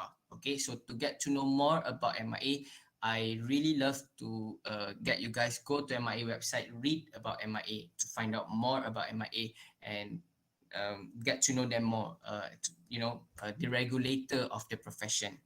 And another thing that I think worth to share for MIKPA, we are not a body, a brother or a sister of other professional bodies. Okay, this is a very how to say, famous question I received from students. MIKPA ni abang ataupun adik kepada another professional body ke? CPA Australia? The jawapan adalah tidak. Okay, we are totally a separate body. So jangan after today, I hope any of you here dah tak ada dah that question MIKPA dengan CPA Australia ni adik-beradik ke? The answer is no. Dia bukan sini cawangan Malaysia, sana cawangan Australia, tidak. And even the CPA is different, so you can also check that. Alright, so basically these are the two different bodies, okay, totally different bodies. And I really love to share with you guys some of our members here. These are all young members who actually had their career or currently having their career overseas with their MIKPA qualification. And you can see, okay, I'll start with Leah Abika Riki here. She's one of my friends, actually. Personally, she's a friend. She's a UITM alumni, Bumi Putra, from Sarawak. Okay, so after she completed her MIPA qualification, her MIPA program, she worked with one of the firm here, and then she get the opportunity to work in the US in Los Angeles. But she came back, I think, last year because of the COVID pandemic. But now she's working with the SC Securities Commission. So bukan calang-calang juga lah. Okay, so this is what the MIPA program or the MIPA qualification could help all these people. And how you can relate with these four, if you can see, they are actually local graduates. Like Franklin is UMT alumni, University Malaysia Terengganu. Passion is UKM, and Eve here, she's from Monash University, Malaysia. So they are all study here in Malaysia, but they had the opportunity or currently in Australia, in the UK, or even back in the USA. So this is what you can gain through the MIPA qualification in the future. Okay. All right, so these are some of this is our people. Okay, the governance of MIPA. Our president is Dr. Virenderjit Singh, a very prominent person in the taxation industry, and some of universities do use Dr. Virenderjit punya textbook that he wrote. Okay, so and currently he is also the president of MIA, and our vice president is Datuk Gan Ahti, managing partner of BDO. Okay, this is our CEO, Encik Novi. So Encik Novi dia lebih kepada the operation part of the institute, alright? And this is my big boss lah, Encik Novi Tajuddin. And as you can see here, these are our executive committee. So all the managing partners of the big firms or the top 6 firms plus a few directors of PLC, they sit in our executive committee. So they represent the institute in the profession, and this actually shows to you guys the prestigious of this qualification in the industry. And speaking about industries, these are some of our members in the industries. You know, of course, they are all seniors because we are showing you the prominent MIPA members, you know, all those high rank MIPA members who are, you know, in various industries doing different role. Okay, so many of them here eventually started their career in the public practice ataupun in the firm doing audit, tax, you know, doing job in the firm lah. And of course they go through the MIPA qualification, and then after that, of course, with their hard work, they get the opportunity to explore other areas, okay, not just the accounting profession. So you can see they end up, you know, in banking ada, in telecommunication ada, so dan sebagainya lah. Okay, so these are just some out of many MIPA prominent members in the industry. Okay, now I will start to share with you guys why MIPA CANS program. Okay, of course, I think just now during the SEMA session, she mentioned that there is no right or wrong. There's no like which one is the best. I would say I agree with that. But of course, it depends on you. So you need to make sure that you gain all of the information as a student, and to make sure that you already like go through or should I say consider all the factors and make sure that you choose the one that really fit you the best. Okay, not you or you and friends, but only you. Okay, so now I will be sharing with you guys why you should consider the MIPA program. So of course, first thing first, when it comes to choosing a professional qualification, you want to get a professional qualification that are recognized globally. So yes, MIPA program is recognized globally. And the second reason why you should consider the MIPA program, and this is something very special because of the dual qualification we have with CANS, is you will have the opportunity to have access to the Global Accounting Alliance, right? So this Global Accounting Alliance, what you are seeing now on the screen, is actually made up of the top 10 premier accounting bodies in the world. So apa yang you tengah tengok sekarang ni, these are the top 10 professional accounting bodies in the world. and there will be no other additional, there will be no other pengurangan. This is the one. And we are proud to say that through the MIKPA CANS program, you will have access to this GAA. And we are just one out of few, I think one out of two or one out of three qualification that can provide you this opportunity, access to this GAA. So this GAA basically, it will facilitate your work overseas. So in the future, if you get the chance to go to any of this area, you akan dapat peluang untuk menggunakan this GAA untuk bantu you punya career in the future. So you will get technical support, updates, trainings, and all other relevant support that you may need when you are in their territory. Okay, so we have CPA Canada, American CPA, CA Scotland, ICAEW, IDW is from Germany, Ireland CA, CA South Africa, Hong Kong CPA, Japanese CPA, and of course our partner Chartered Accountants, Australia and New Zealand. So this GAA access will definitely help in terms of your career development in the future. And the next reason why MIKPA CANS is the dual qualification that you will gain through the program. So you take one exam, you will get two titles, two qualification, CPAM and CAANZ. And one additional info that I would like to share about our partner, Chartered Accountants Australia and New Zealand, they are the most preferred qualification or the most highly regarded qualification in Australia and New Zealand.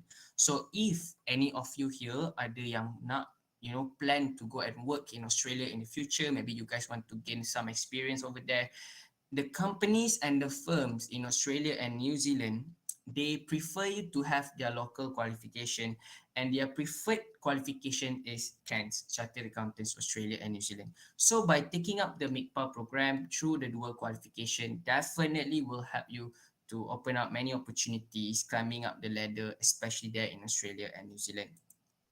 And the next reason, something that you would like to consider, is in terms of the relevancy and the local context of this qualification.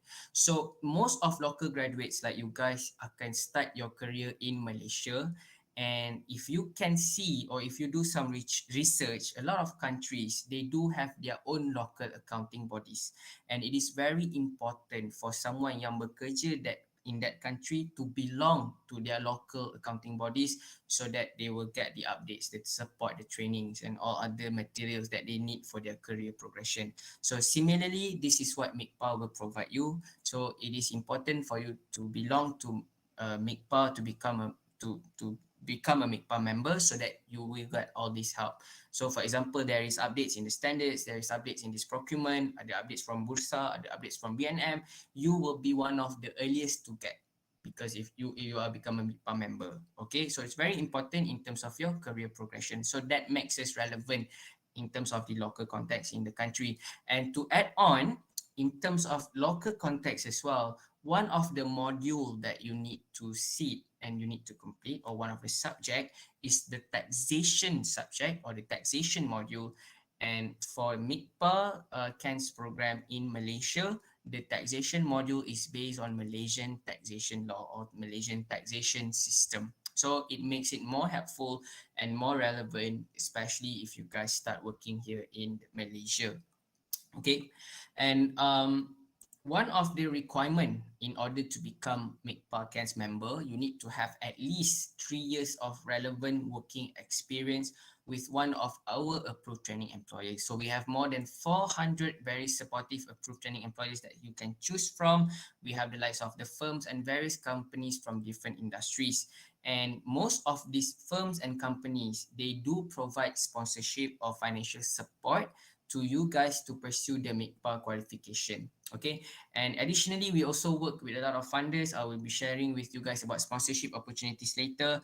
But yes, if you do need help, so for example, any of you here dah start buat MIKPA in the future, you nak cari kerja with one of our ATEs, kalau you susah nak dapatkan kerja, you can always come to MIKPA. We can always link you to the employers, to one of our approved training employers. Okay, kita boleh buat yang itu juga.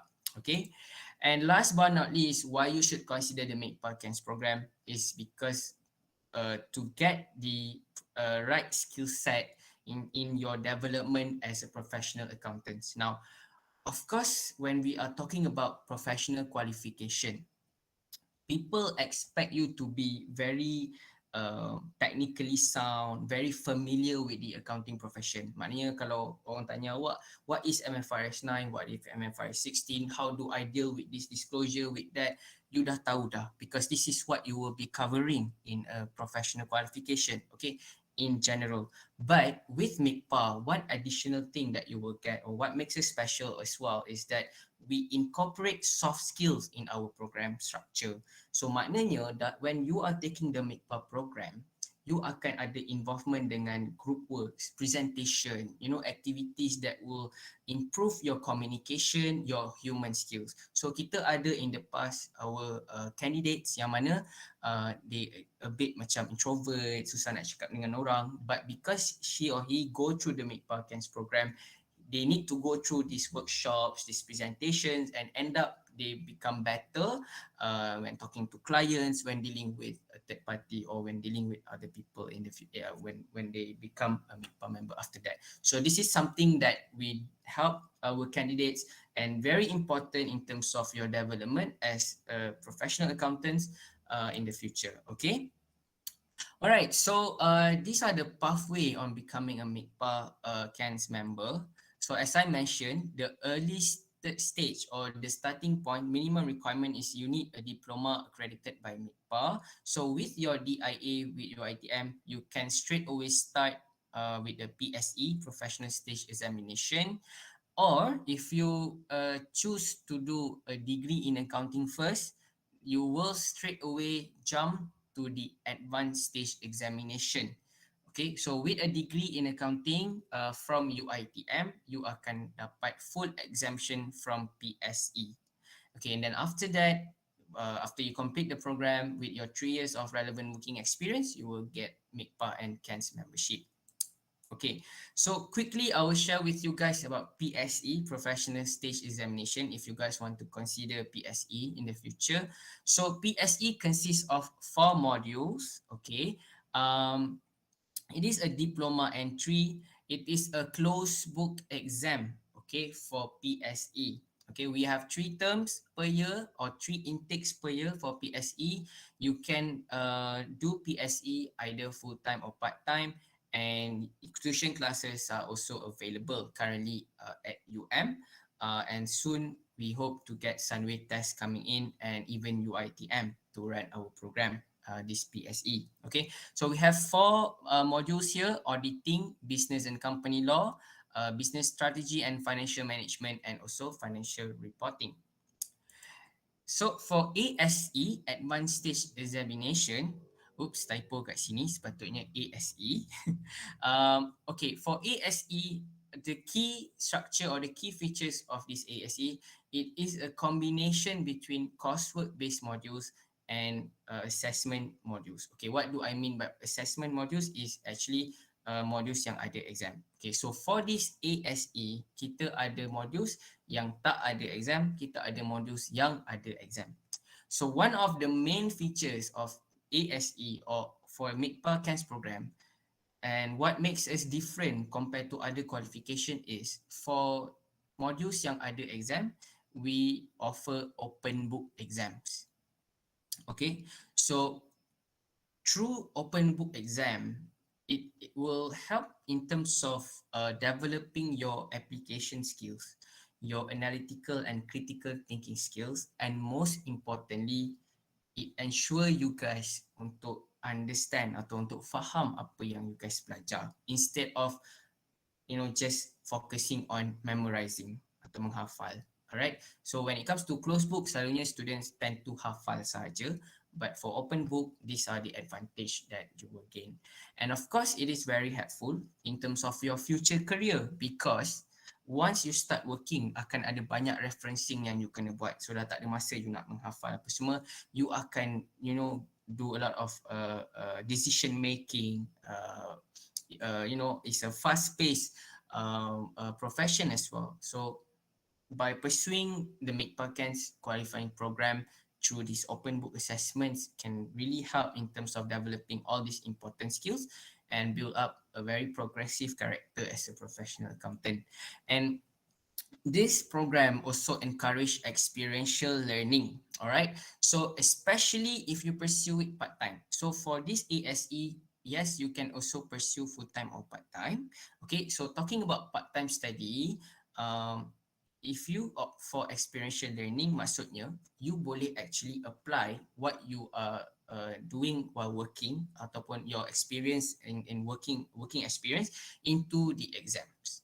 Okay, so dekat sini yang mana kita kata application skill study important. Okay, and because it's open book, that makes it more effective in terms of nak do this experiential learning. Okay, and not only that, MIKPA also classes tidak diwajibkan. It's not compulsory, so you can opt if you want to go for classes ataupun tidak. Okay, and so that's why here independent learning here is one of the things that you can also do, maknanya self study. Okay, so MIKPA program ni juga the modules is also based on real life scenario, so that makes it more relevant and more helpful, especially kalau you buat part time. So you can see in real life how is it really like, and then you can actually link and apply it into your exam. Okay, and speaking about exam, you will do your exam online.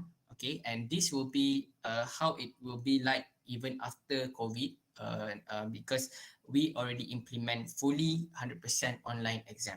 Okay, so you can do your exam at your home or anywhere yang ada internet or and with a suitable device, right? And we also have online resources where you can access 24/7. So you can access to past year questions, to notes. You can also have interaction with other candidates and also tutors. But if you are that kind of students yang macam, okay, I need to focus on my study first, I need to go for classes. So yes, you can opt for full-time study, and you can also go for tuition classes. Kita ada Sunway Test, college yang sangat Melaka Business School, Taylor's College. And coming soon, we are currently working with UiTM to make sure that kita boleh run our program, or UiTM to become one of our tuition service provider very, very soon. So hopefully that will be done and we can get more UiTM students to coming in for the program. And last but not least, before I move further to my next slide, our current average passing rate is just above 70%. Okay, passing rate ni bukan passing mark ya kawan-kawan. Sebab ada yang tanya, susahnya nak pass MIKPA ni 73% nak pass. Oh bukan, this is not passing mark. This is average passing rate. Okay, passing mark for MIKPA is 50%. So this passing rate shows to you guys that even though it is a professional qualification, which is something that students should actually dah jangka lah, expect it to be challenging. But for MIKPA, because you will get all these supports and we'll make sure that you guys are ready for your exam. So, and this is also shows the feedback ataupun the performance of our candidates lah in the MIKPA CANS program. Alright, so these are the program structure for ASE. Alright, the modules for ASE. So as I mentioned, it's a combination between coursework based and also final exam based modules. We have core 1 here, ethics and business. This will be the very first module that you have to sit, and it is a very short module for 2 weeks long. Okay, and along the way, you can see the one with asterisk like core 1, core 5, and elective, and also core 2. Sorry, these are the 4 modules yang only coursework based modules. There are no final exam for these modules. Core 1, core 2, core 5, and one of the elective. As for core 3, financial accounting and reporting, taxation, core 4, core 6, audit and risk, and the final core modules, integrated chartered accounting practice or ICAP. These are the modules with final exams. Okay, so what you can learn from here is that this program will not just focus on for you to focus on just preparing for final exam. Okay, maknanya bukan aku target final exam, tidak. Instead, the learning process is ongoing. It will be more comprehensive and more relevant for the profession. And we also introduced two new modules, as I mentioned earlier during my introduction, that are related to future and technology focus. Okay, so we have core 2 risk and technology, and we also have elective data analytics and insights. Okay, previously we had a management accounting and applied finance module, but for this new program structure, dia dah berpecah. So we have ethics and business, separate module, business performance also separate module, and some of these elective modules yang sebenarnya back then termasuk dalam management accounting and applied finance.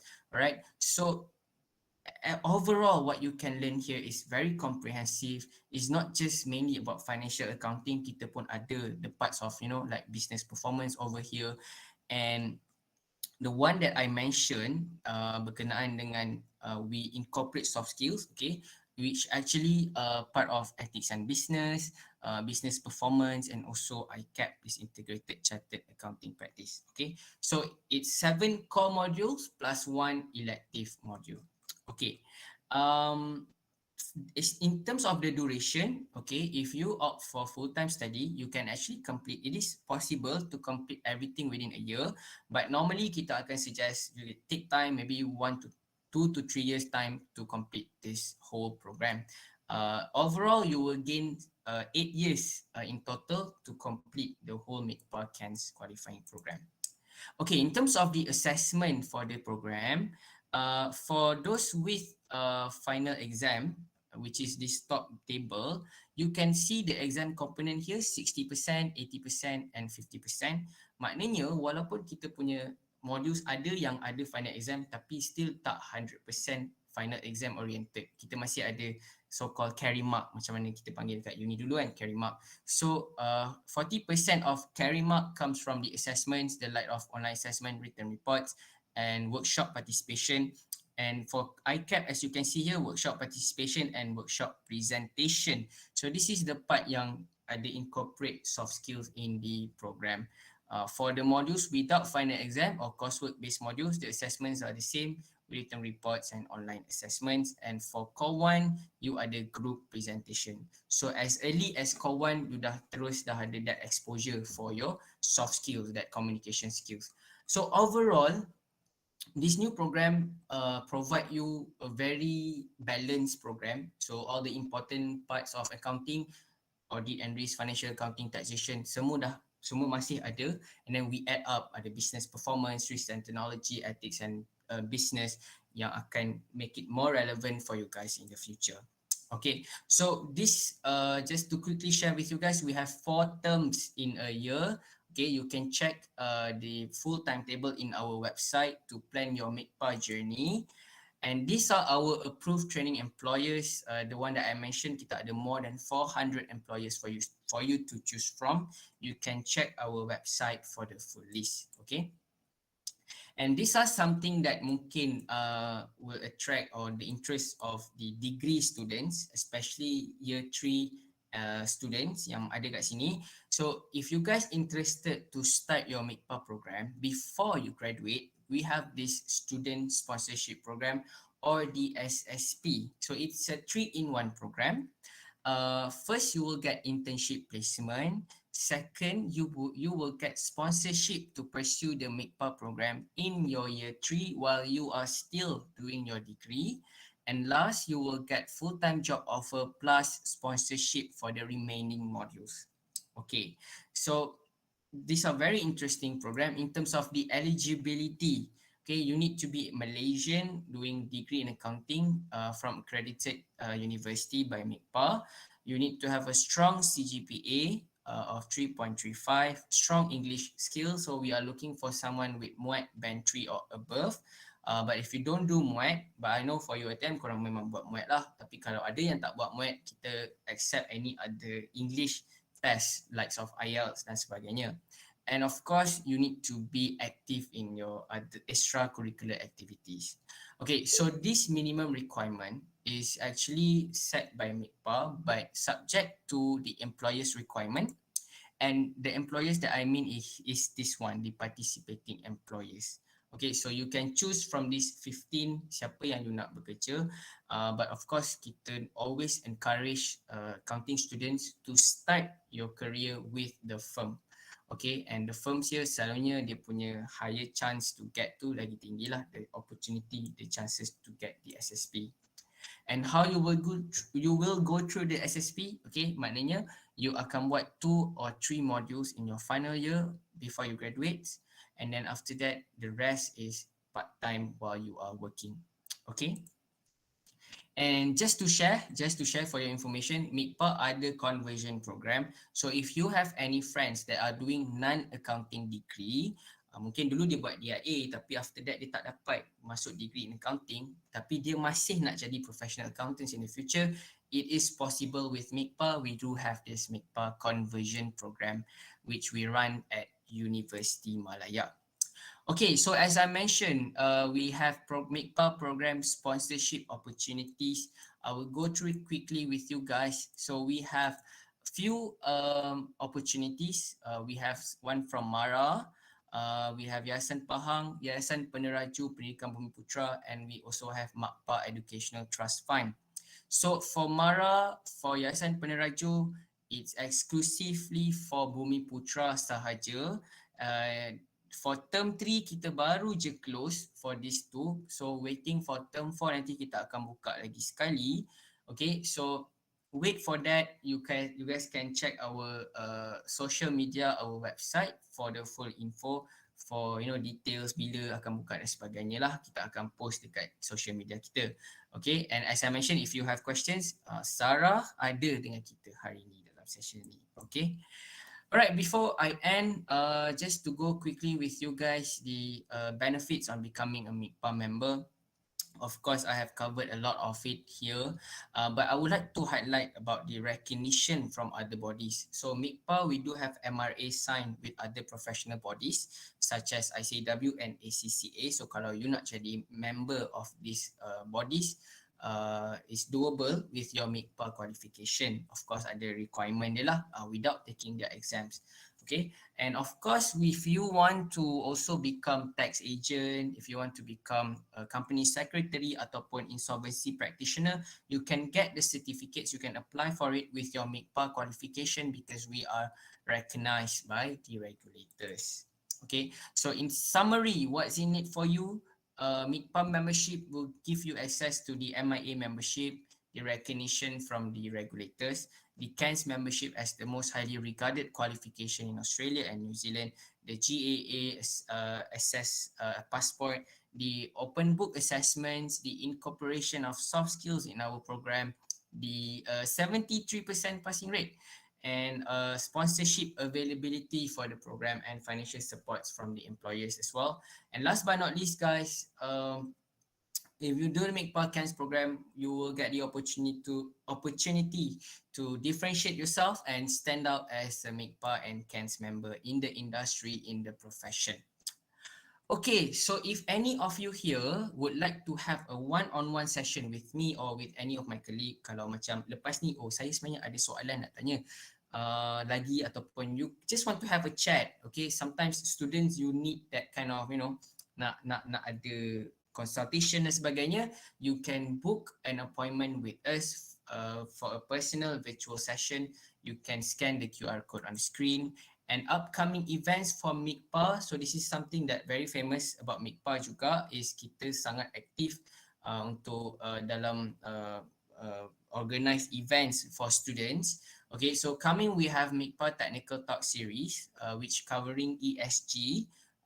So if you want to know more, you can RSVP for this.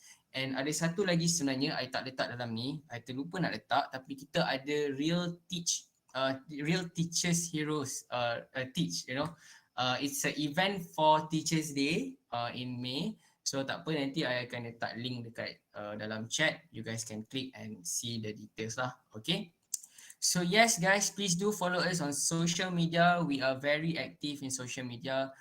Just search for the MIPA, THEMICPA. Kita aktif dekat Instagram, Twitter, LinkedIn and also Facebook. And this is our website, www.micpa.com.my. All the necessary information that you need for the program is all here in the website. Okay, if you need to contact me, this is my email, hasib@mitpa.com.my. You can, of course, email me if you have anything, inquiries about SSP, contohnya. And yes, you can also search for me in LinkedIn as well. You can connect with me there. You can scan this QR code to subscribe to our monthly newsletter as well. It's good to get, monthly newsletter from MIPA because kita punya newsletter for students, kita ada letak all the interesting articles and interesting information for students. Kita buat special untuk students sahaja. Dia asing dengan MIPA members, dengan all the employees yang adult, working adults. Untuk students dia lain. So yes, please do scan the QR code if you want to subscribe to that. So with that, thank you so much for listening, everyone. I hope it's very beneficial for you guys, and I would love to take questions if there's any. And last but not least, of course, selamat berpuasa kepada semua. And kalau tak sempat nak jumpa, selamat Hari Raya, maaf zahir dan batin kepada semua. And hope to see you guys very, very soon. And with that, thank you so much. I'll pass back to the MC. Assalamualaikum warahmatullahi wabarakatuh. Waalaikumsalam warahmatullahi wabarakatuh. Thank you, Mr. Hasib, for the interesting topic. Now let us moving on to the Q&A session. So we have few questions from the participants that are currently watching, recently watching through the YouTube live sessions, and also from the pre-registration form. So all right, so allow me to read the first question. I think this is about the program structure that has explained just now. So about the program structure, do they need to complete the core model accordingly within the stipulated time? For example, completing the core model 1 first and then go to the core 2, or they can choose any of the core model. Okay, good question. Thank you so much to the one that that asking. Okay, I think I need to show the that one just now, the table, so that to make it more easier for you guys to understand. Okay, kejap okay, so if you guys can see here, okay, you will need to start the program with core 1. Ini wajib. Core 1 is only for 2 weeks. Tak lama pun, 2 weeks saja. And you can take it subsequently, okay, in that same term bersama dengan either risk and technology, financial accounting ataupun tax. Okay, yang mana satu yang offer together with that core 1 in that particular term. Okay, after that, okay, yang ni dia tak adalah tricky sangat. It's actually quite straightforward. But you need to refer to this table. For business and performance, if you want to do business and performance, you need to make sure that you have completed risk and technology. If you want to do audit and risk, you need to make sure you have completed financial accounting and reporting. Itu je yang ada prerequisite. Yang lain you can take anytime you want. For elective, you can take any time after core 1. As for core 7 here, this will be the final core module. So you can make sure you dah complete all the core modules from core 1 until core 6. Then only baru you boleh buat core 7 ICAP. For elective, tak ada prerequisite except for assurance. Assurance, you kena dah buat audit and risk. Itu pun kalau you opt for assurance. But if you opt for the other elective modules, there is no prerequisite for that. So you can do either after core 7, before core 7, after core 4. There's no issue with that. So you need to remember core 1, yang first you need to do is core 1. Then you can do the other core modules. But refer to this table to make sure that you know that core 5, you need to sit for core 2, core 6, you need to make sure you complete core 3. Yeah. Okay, so for PSE, okay, just to additional info lah for PSE, basically there is no like prerequisite ke apa, tak ada. It's just that you need to make sure you follow the timetable. Because for PSE, we have 3 terms and not all modules will be offered in each term. So make sure you plan up yourself lah for PSE. Okay, Hope that answer the question. All right. Thank you, Mr. Hasif. For example, I have a question. For example, the elective one, if they choose any of one, is it what if they fail the code or the paper, for example? So they can they choose another code in the elective, or they have Um, to? okay, you mean if let's say you attempt for data analytics and insight and then you fail, so you Uh, want to do assurance instead. yes, yeah. Okay, it's doable for you to change the elective, but of course, we would encourage you to start planning early in advance, and so that you can focus on which area that you want to pursue lah. Yeah, and of course, depends on the timetable as well, because not all elective will be offer every term. Okay, so that's something that you might want to consider as well lah. Okay, yeah. Thanks for the question, Ikram. All right. Thank you, Mr. Asif. Okay, now let us move on to the second question. Mm, This is about the SSP, the 3-in-1 student sponsorship program. So okay. just now, the minimum CGPA required is 3.35. So does it mean that does it mean that until they graduate, they have to maintain the CGPA, or is the minimum CGPA for the entrance requirement only? Okay, good questions. Very unique questions. Okay, one of a kind. Of course, that minimum requirement, it shows that you are ready to commit into this SSP. And when it comes to getting ready or giving up your commitments, the firms, your employers, they would appreciate if you can at least maintain, but of course, if possible, to make it better, to get a better CGPA afterwards with your SSP. So the answer is basically you need to maintain, but with the hope of get better in the future. But cannot below than that lah. But of course, depends on the firm. Sometimes, okay, SSP basically MIPA act like a macam middle person between you and also the firms. Okay, the difference between you apply yourself to the firms versus you go through MIPA SSP is that if you apply yourself, you might need to go through, level 1, level 2, level 3, level 4. But for MIPA, we'll do a screening. Okay, we'll check, okay, you meet the requirements. And then, okay, if you are okay, we're going to give you a call. We have a chat. Okay, if we feel that, okay, you are a good candidate for the MIPA SSP, we'll send your application straight to the person in charge, to the right person. So dia akan terus, oh okay, oh the student candidates is good. So macam kita tolong providekan talent, and in return we expect them to give you all the sponsorship, all the full-time job dan sebagainya lah. Okay, so of course once you sign with the firms, sometimes firms dia ada yang memang sangat particular in terms of CGPA. Okay, they know that you have a good charisma, you have a good attitude. So yes, CGPA saja is not the main one, but of course that's the biggest thing that they want to see.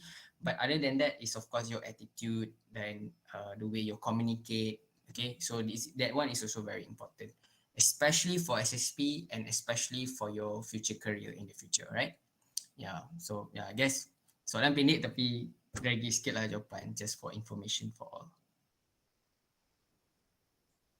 All right. So the third question is, apart from the student sponsorship program, for example, is there any development program organized by MIPA for the students? For example, the students they can join during the semester break, development program that they can only join during their semester break. You mean with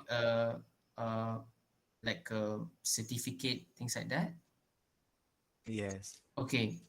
Okay, we don't have like a special program with a cert or whatnot, but of course, as I mentioned, MIPA, we are very active in terms of organizing events. So I would love you guys to please follow us on social media, or at least the club is following us on social media, so that the club can inform the students all these opportunities that are coming in the future. Because what we are going to do, I will share a little bit. We are going to do something like accounting career series. So we are going to cover on a few accounting career that you guys can explore in the future. Last year kita dah start. Last year kita dah cover audit, taxation, insolvency. So this year kita akan cover yang lain macam entrepreneur, banking dan sebagainya. And then kita ada MIKPA Technical Talk Series. We also have the MIKPA Accounting Student Symposium. So it's like a conference for accounting students. I hope some of you guys did join this event last year. So it's like giving out an exposure for the students, and of course you akan dapat all these e-cert dan sebagainya lah, okay, for participating in that event. And last but not least, for students, kita akan adakan kita punya biggest MIKPA students event, which of course the MIKPA Accountancy Week 2022. So far we are planning to do it in October. Last year I think UiTM Sabah memang sangat perform. I think korang menang kot the one of the competition. Okay, memang perform very good. So hope to see the participations again from UiTM Sabah in that. And other than that, if you want to talk about the program pula, actually it is doable for students, degree students, to start the program as early as in your year 4. Without the SSP pun sebenarnya, kalau you guys nak self-fund for MIKPA program, it's doable. You boleh daftar sebagai MIKPA students as early as in your year 4. Okay, so that's just some of the options that we have for students during semester break lah, right?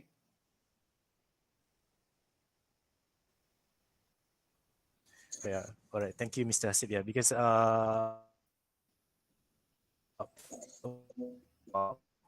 because they to join the programs, and I think this is quite beneficial for the students to grab a chance, even by joining the short online courses or short online program. It helps to boost their performance, their development skills and whatnot. Okay, so I think this will be the last question from the students, participants in the YouTube live comment section. So is there any difference in fees for uni students that are currently still studying in their bachelor's degree and the graduated one that have completed their bachelor's degree? Is there any difference in terms of what, Ikram? In terms of the fee payment. Fee payment. For Okay. example, Okay, there's no difference in terms of the fees. The only difference that I can share is if you guys register this year, okay, only for this year, you will get a waiver for our exemption fee, which worth RM1,000. All right. But other than that, in total, if you want to pay for yourself for the MIKPA program, plus minus is around 19,000. All right. So if you register this year, you will get RM1,000 waiver. But if you start register next year or upcoming years, then the fees will be around 18 to 19,000 ringgit. Yeah, and that is also why we always encourage students to keep looking for all these sponsorship opportunities, because we always try our best to work with all these funders, especially Yayasan Peneraju and MARA, to provide the support, the sponsorship for the MIKPA program. So while it's still there and while it's like exclusive for Bumiputra, I hope that you guys will grab the opportunity and get the sponsorship lah for your MIKPA program. It's really beneficial. I mean, you guys will get like macam allowance and all these all these supports that a students need for their studies. So rugi kalau ada yang mana eligible tapi lepaskan peluang ni. So jangan lepaskanlah peluang ni. And even I think last time when we had a diploma sponsorship, I think one of your senior, kalau tak silap, dia ada apply, and I think he or she went through the sponsorship lah under MARA for the MIPA program. Yeah, so yeah, I guess that answered the questions, Ikram. Thank you, Mr. Hasif, for answering the questions from our participants. So hopefully that all the questions and all the answers can help the participants to understand more. And I believe that maybe some of them will take a look about the MICPA cans after this. Okay, so before we end our second session, I would like to express our honorable gratitude and token of appreciation to Mr. Hasif for sharing his knowledge and experience with us today. Thank you so much. Yeah, Assalamualaikum Dr. Siti, nice to meet you. Yes, Waalaikumsalam. Sorry for late joining because I have class just now. It's okay. Thank you for your No problem, Dr. contribution and your Siti. sharing session. Hopefully it can be in Okay. Sabah set very soon. Boleh. Inshallah. You are welcome. Okay. Okay, thank you once again. Most welcome.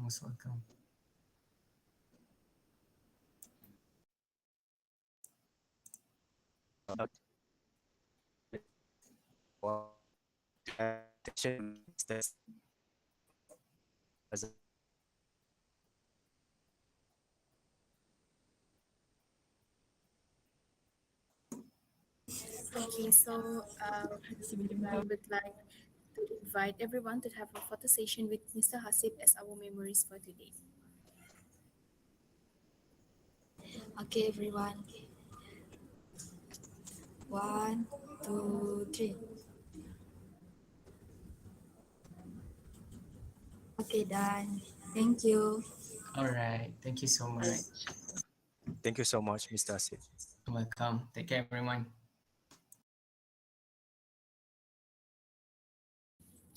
All right, so after this session, now we have come to the last session for today's event. So before that, let's welcome our third speaker, Puan Seri Idawati Datu Haji Madzin, the Head of Market Development, Malaysia Professional Accountancy Center, MIPAC. Hello Puan, welcome to our today's event. How are you? Hi Noor, Alhamdulillah, I'm good. Okay, thank you, Puan Sri. Okay, so before that, allow me to introduce a bit about her profile. So Puan Sri Idawati is the head of Market Development Malaysia Professional Accountancy Center, or MIPAC. She is responsible to oversee the growth of sustainable pipeline of students completing professional accountancy qualifications through strategic engagement with employers, higher learning institutions, and professional bodies. In addition to that, Puan Sri is also responsible to develop program that meet sponsoring partners' requirement. She is also overseeing the offer branding and marketing functions for MIPAC. She has more than 14 years experience at SCCA, where she started her career as student counselor and was the head of learning when she left the organization in May 2015. She completed her Bachelor of Accountancy from University Technology Mara and Master of Business Administration from International University of Malaya Wales. She is passionate about human capital development through the lifelong learning. Without more ado, I would like to invite Puan Sri Idawati to begin his session. Thank you, Noor. So, I'll pass the station to you. Thank you. Assalamualaikum everyone and good morning. Yeah, it is still morning, 11:45. First of all, our appreciation to the team for inviting and giving MIPAC the opportunity to share the platform this morning. And also my appreciation to Dr. Siti for, I suppose, putting this together. And I think I've been watching this since this morning, and I think the team has put up a very good show despite internet connection kadang-kadang not so good kan. But I think it has been a very interesting session. Actually, I learned quite a bit because I've left the professional body. Just like what Noor has mentioned just now, I was with ACCA for 14 years. before I joined my pack. I joined my pack in, I think, June 2015 until now. So it's about 7 years already. So I think I may have to brush up my knowledge on other professional qualifications as well now. Previously, I have to take care of the learning development at our learning centres, various ACCA learning centres. In 2014, cuma ada lebih kurang 1,545, something like that. Sorry, 1,554. In 2014, that is the number of Bumiputra professional accountants registered with MIA. Yeah, so people are saying ada saja professional accountant outside there that is not registered with MIA. Okay, maybe that is true, but the only number that we can rely on, or the official number, should come from MIA. So that was the number. So with that in mind, in 2014, the MIA actually had the opportunity to present to Majlis Ekonomi Bumiputra untuk to have a strategic movement to increase the number of participation of Bumiputra. So the proposal was approved, so that's why my pack was actually established in January 2015 to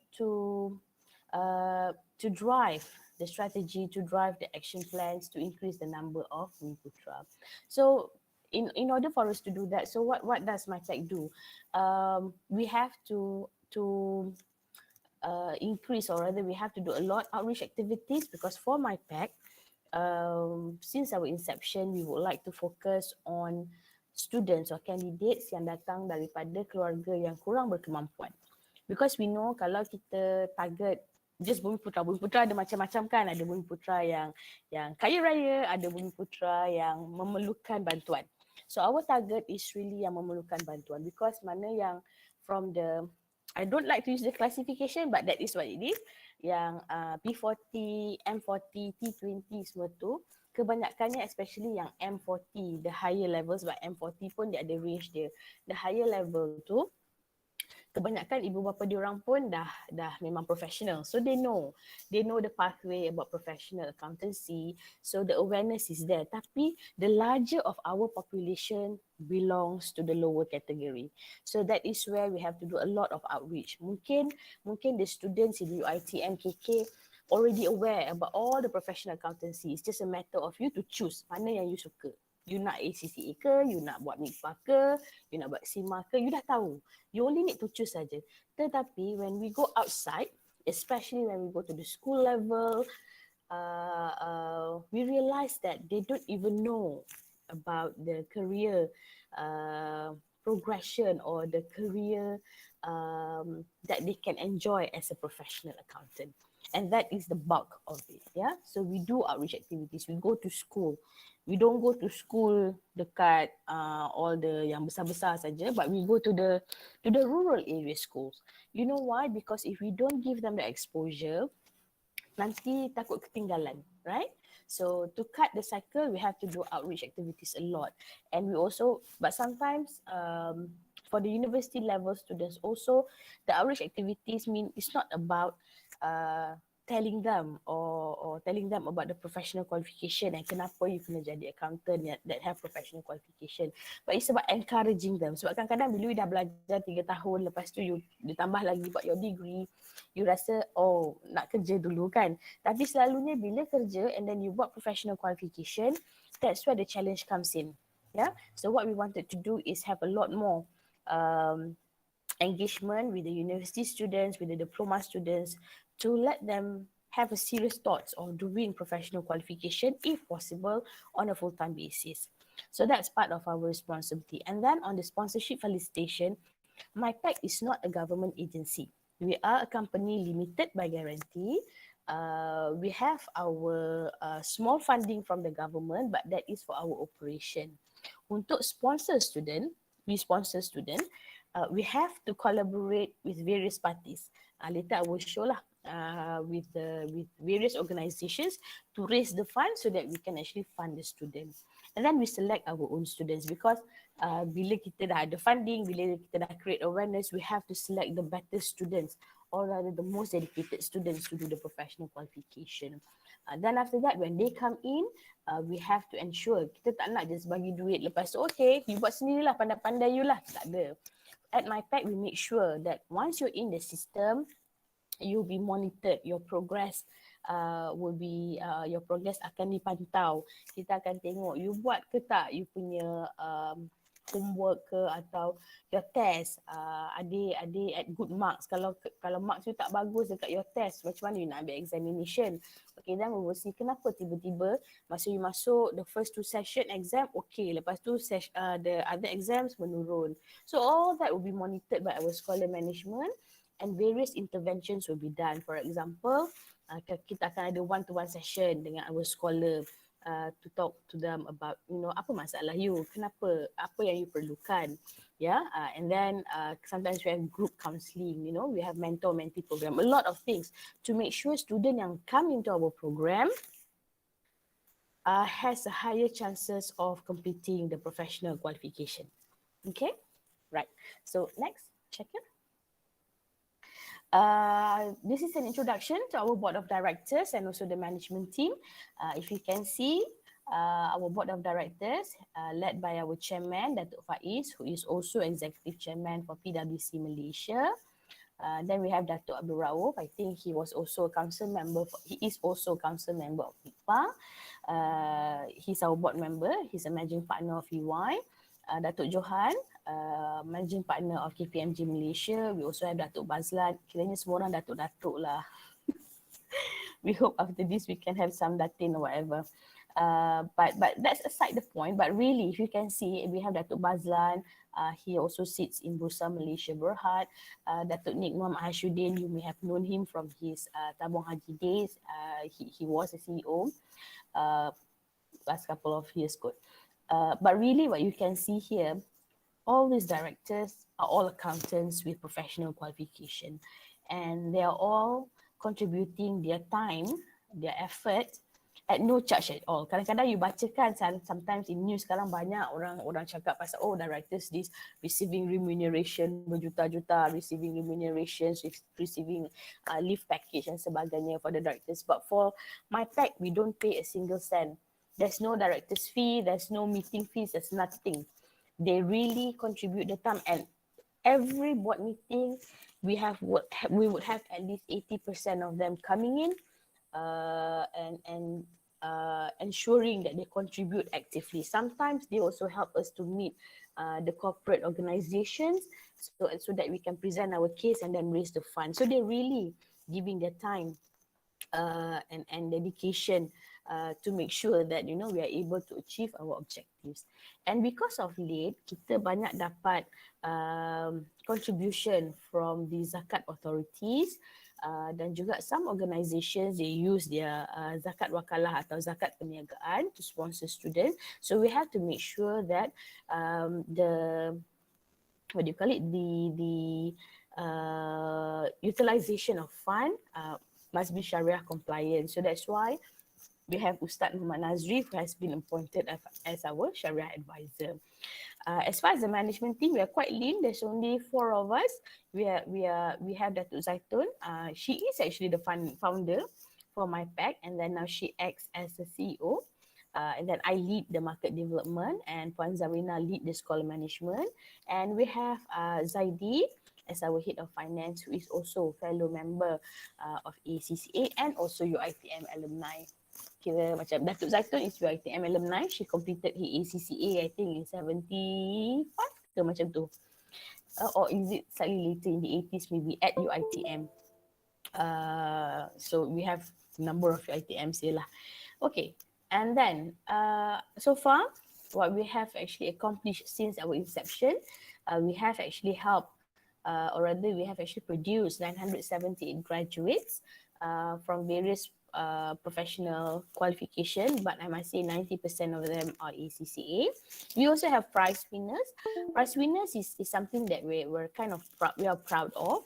Tapi what we're more proud of is actually the achievement of having a large number of graduates completing the professional qualification within the period that we actually allowed. Passing rates here, macam tadi I think Hasib did mention, passing rate is to show the number of candidates that sat for examination and how many of them passed. So for us, we're very proud with the dedication of our students, and they are selected, and then with the help of our training service provider, which we also monitor, we have consistently managed to get at least 70% pass rate, and this is compared to the global pass rate of only 47. So it means that the students that go through our program has a higher chances of passing the examination at each sitting. Yeah. In the past, we also done a number of other programs, ICAW, MIPA, CPA Australia, we've done that. Tapi sekarang we're more focused in terms of the ACCA qualification. And if you can see there, ada sikit lah kenaikan. Macam tadi I mentioned, when we started, there were only about 1,554 number of professional accountants registered with Bumiputra Professional Accountants registered with MIA. The number has reached to 2020. For 2020 ada lebih kurang 2,094. Adalah kenaikan sikit, but it's a long journey. We have to do a lot more, yeah, to make sure that the number is increased. Because to measure the success of this program, to measure the success of the Bumiputra Professional Accountants, really the only number we have to rely on is MIA. So that's why we are encouraging all our alumni who have completed the ACCA program or any other programs with us to make sure that they register with MIA. So that is where we can actually see the impact of the program. Okay. Okay, just now I ada mention kan yang kita collaborate with organisations. We don't get our funding from the government untuk students. So these are the partners that we work with. We have Maybank Islamic, Bursa Malaysia, we have Yayasan Jacob, Yayasan Khazanah, Yayasan Samdabi. Some of these organisations have been with us for a number of years already. So we actually have repeat customers lah basically, because they're happy with the students' progression, and then some of the students actually went back to serve them, so they're happy to continue for foreseeable future with us.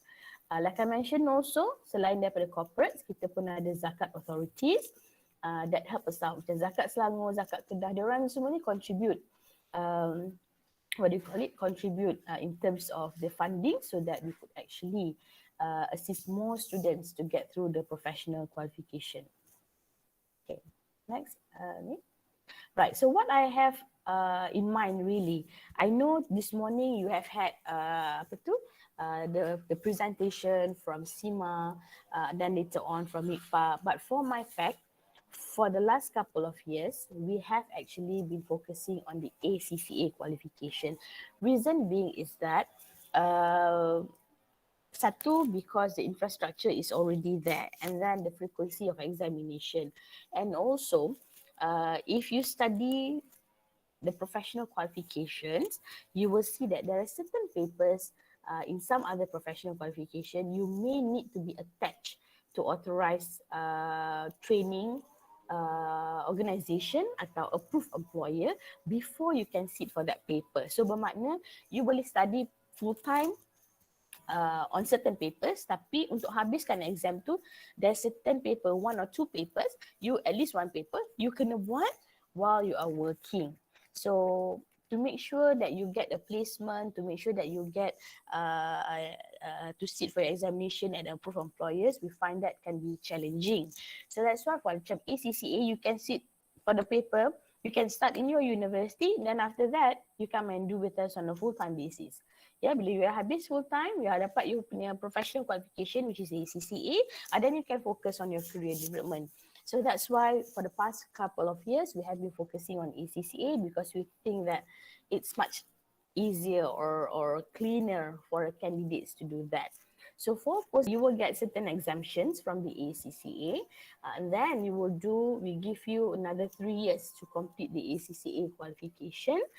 Then after which, with the sufficient work experience, and then after you've done the ACCA Ethics and Professional Skill module, you can then become ACCA member and MIA member. For my pack, even though we fund for your study yang dekat yang bahagian 3 tahun tu, if you can see kan, Association of Chartered Certified Accountants, that is the part where we actually pay for your studies. We pay you allowance dan sebagainya. We don't stop our monitoring there. Kalau you kerja pun nanti kita akan monitor. Tak adalah kita monitor you pergi kerja ke tak, tak adalah. Tapi what we monitor, are you working at the right place or not? Kalau lepas ada ACCA, tiba-tiba you kerja macam buat marketing, atau you buat advertising, then we will advise and counsel you because that experience cannot help you to gain the right work experience for your membership. Itu satu. Dan kedua, kita nak juga tengok ke mana alumni because you have to work in the right environment. Not in the right environment, I would say roles. You can be working in an advertising agency, boleh. Tapi you must be doing accounting related work. You cannot be working in an advertising company and become one of the marketing person. Cannot. Sebab dia adalah role yang tidak boleh diguna pakai to collect the experience to become member. Atau you can work in a bank. Right. Bank ada banyak banyak division, banyak functions. You kerja jadi stakeholder relationship. Kan? So that's not accounting related work. So you can't. You can be internal auditor, you can be accounting executive, you can be taking care of the tax or anything you can. Sebab kadang-kadang nowadays I think the younger generation don't feel like working in an audit firm kan. Semua orang takutlah baca macam cerita. But there are various other places that you can go. So that's why the flexibility of having the ACCA qualification, because you akan habis all the qualification, habis all the examination, then you can go and work anywhere that you want. But you must ensure it must be relevant work experience. So my pack not only monitor that you are habis your examination, we will also monitor for the next 3 years that you have the relevant works experience sampai you jadi an ACCA member and MIA member. Then baru kita close case. Kalau tak, kita akan sentiasa tanya, Nur sekarang you kerja mana Nur? Nur dah tukar tempat kerja ke? That kind of thing. We will do that. Yeah. Okay, so for post-diploma, there will be a 3-year program. You have to do, I think, 10 modules. It is a full-time program. You will need to come and study at our appointed learning partner, which is Timba Education Group, which is in KL. We have 2. We have Intech. You may have heard about Intech Education. In the past, all our students, we sent to Intech Education. But since 2021, because apart from my pack aspiration, apart from developing more Bumiputra professional accountants, we also have the aspiration to develop more Bumiputra professional, Bumiputra Center of Excellence for Professional Accountancy. So for the past 5 years, masa kita started tu 2015 sampai tahun sampai 2020 lah. 2015 until 2020, we work closely with Intech. Sekarang pun kita still work with Intech because we have our students there that are doing the 3-year program, 4-year program and habis dan sebagainya. We still have students there, we still work there. Cuma in order for us to develop another professional center for Bumiputra, we are sending our new students for the past in 2021 until and this year will also continue to Timba Education Group. Because if you see in the bigger picture, the more providers that you have, then inshallah, hopefully, the more we can produce. Macam for example, if we look at other colleges, we have Sunway College, we have KDU College, we have HELP, we have Imperium, we have INTI, we have so many other colleges that offer the ACCA qualification. But when we talk about the Bumiputra centric, siapa yang kita ada? UiTM, Intech, ya, yang producing lah. Intech pun is part of UiTM. Is a private arm of UiTM. So there is a need for us to really look at it in a more strategic manner. So that's why we actually appointed Timba Education Group. We work with them closely. We make sure that our students that are taken care of, they pass the examination. Baru-baru ni exam March. ACCA ada March 2022 exam. Timba Education managed to give us a pass rate of 83%. So that's very, very encouraging. So we will continue to send students. So kalau you are selected for the diploma program, you will then be sent to Timba Education Group in KL to study on a full-time basis. So what we cover, okay, these are the entry requirements. You've got to be Bumi Putra and not more than 22 years old, and then minimum CGPA 3.0 for your diploma. Household income ni because we are focusing to help students from keluarga yang lebih memerlukan. So there is a cap. Tapi kadang-kadang kita tengok juga kadang-kadang gaji just about 5,000 tapi adik-beradik ramai. You know, there are other factors that we look into. Tapi the household income ni is just a benchmark or threshold for us to see the criteria for the candidates. So what we cover? We cover everything. Tuition fees, examination fees ni kita ada juga buat provisions kalau kata you ada fail. For example, dekat sini post diploma you kena buat 10 paper. 10 paper sekurang-kurangnya you ada 5 reserve paper untuk fail. Janganlah fail kan, tapi reserve. Maknanya kalau kata ada fail, you boleh repeat paper and that will still be paid for. Dan professional fees, kita cover lah, exemption fees semua kita cover. You'll be given accommodation, you'll be given transport card, whereby you'll be actually using it to get from the college, from the accommodation ke college, and then you'll be given pocket money allowances. So all that actually be covered under the sponsorship benefits, okay?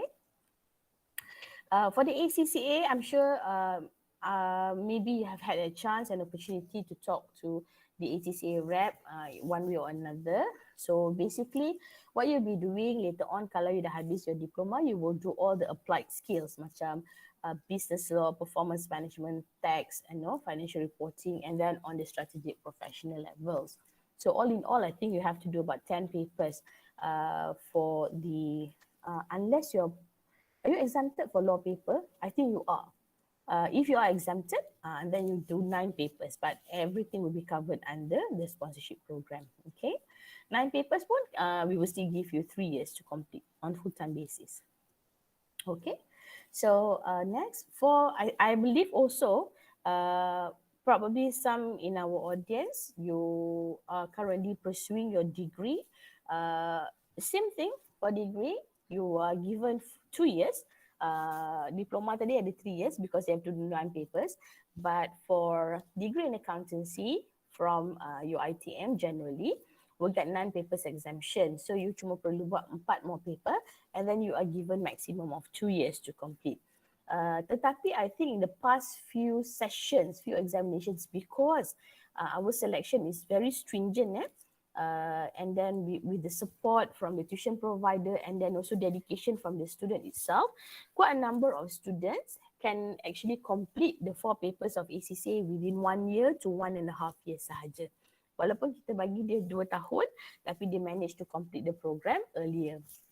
Okay, so for the post degree, we cover practically about the same thing sahaja. Macam for example, dekat sini kita ada sikit kelainan. For those from degree, sebab kita ada various other funder like I mentioned tadi kan, ada funder yang memang perlukan funding yang students from certain category. Tapi untuk yang degree ni, because kita ada funder yang allow for higher income, so we will accept application up to 20,000. Tapi selalunya priority will still be given kepada keluarga yang memerlukan. Okay, so we cover the same thing. Tuition fees, we cover professional fees, we cover accommodation. However, ada sikit kelainan dekat sini. Any students that comes from higher income bracket, they will not be getting allowances. Tetapi for students yang falls under certain category of income, they will still get their allowances. Macam itulah. So kalau katalah your family earns about maybe 10,000 monthly, macam tu, kita cover tuition fees, cover ACCA professional fees, cover accommodation, tapi you will not get allowances. For a student yang comes from family yang mungkin income dia 4,500 ke bawah, you will get everything. Tuition fees you dapat, professional fees you dapat, accommodation will be paid for, and you will get your pocket money. So that is the differentiation. Yeah. Okay, so I think that's basically on the post degree. Sama je yang lain tu. Okay, this is basically the application timeline. Our post diploma dan juga post degree We aim for the intake to take place in late September or early October. Jadi from now, you can actually start submitting your application if you're already in your final year. Kalau sekarang pun you masih tengah belajar in the final year exam later on, you can already submit with whatever information that you have. We will only award it after we receive your final result. So kita akan selalunya proses dululah, kita tengok, kita minta you punya documentation, kita buat interview. If you're shortlisted, we put you in a group. Lepas tu bila sampai masanya dapat your final result, then we will actually be able to make the final offer for you. So this is the timeline. So don't be late. Try to, if you're interested to try out for the ACCA programs, do submit your application later on, yeah. So we are sekarang ni memang tengah lepas raya lah, lebih-lebih lagi sekarang ni mungkin seminggu 2 ni kita rehat sikit lah, tapi lepas raya every single day akan ada interview sessions with candidate. Okay, so remember the class will commence in October. The application it will be starting early, so you need to submit your application as soon as possible because our cut-off point is actually end of August. Yeah. All right. Okay. I think most of you may have heard of other financial assistance that is available. Okay. Tak banyak sebenarnya. Kalau untuk orang yang nak berminat nak buat professional accountancy ni tak banyak. Dia tak macam buat degree atau nak buat master's program. There are a lot of opportunity for financial assistance. Tapi untuk orang buat professional qualification tak ramai. Yang ada MyPac and then maybe some other yayasan and then mungkin MARA. So that's about it, you know.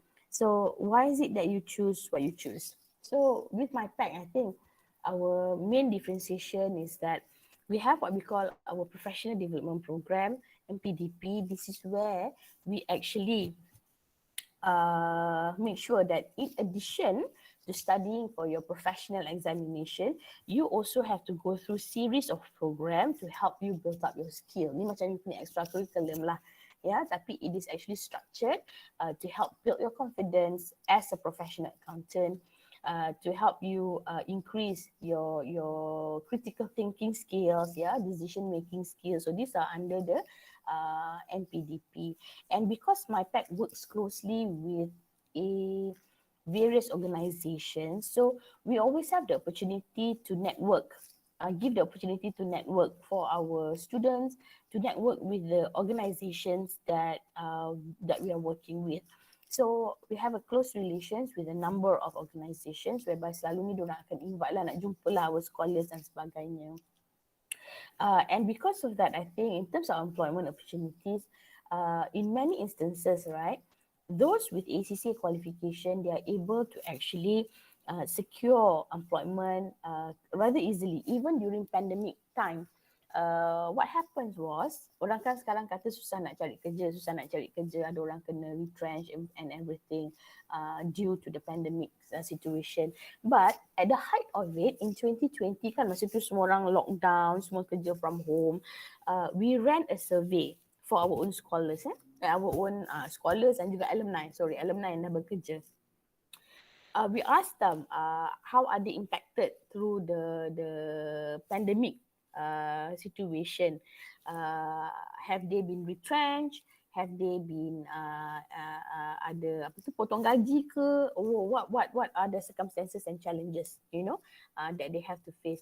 And surprisingly, out of the hundreds of the alumni that we have about three that admitted that they don't have a job at that time. You know why? Because they left the job because they wanted to follow the husband, satu, wanted to start business, and satu lagi nak berehat. None of them say they were retrenched. None. 3 of them declared that they are not working because of these reasons. And then we have people declaring that they got promoted during the pandemic situation, and then they got new job, you know, that kind of thing. Why? Because of the value of having a professional qualification. I think that helps. It is future proof. Macam tadi kan Hazib mentioned that, you know, the role will continue to evolve. True, there are now more canggih system, more canggih applications that you can use to make your life easier.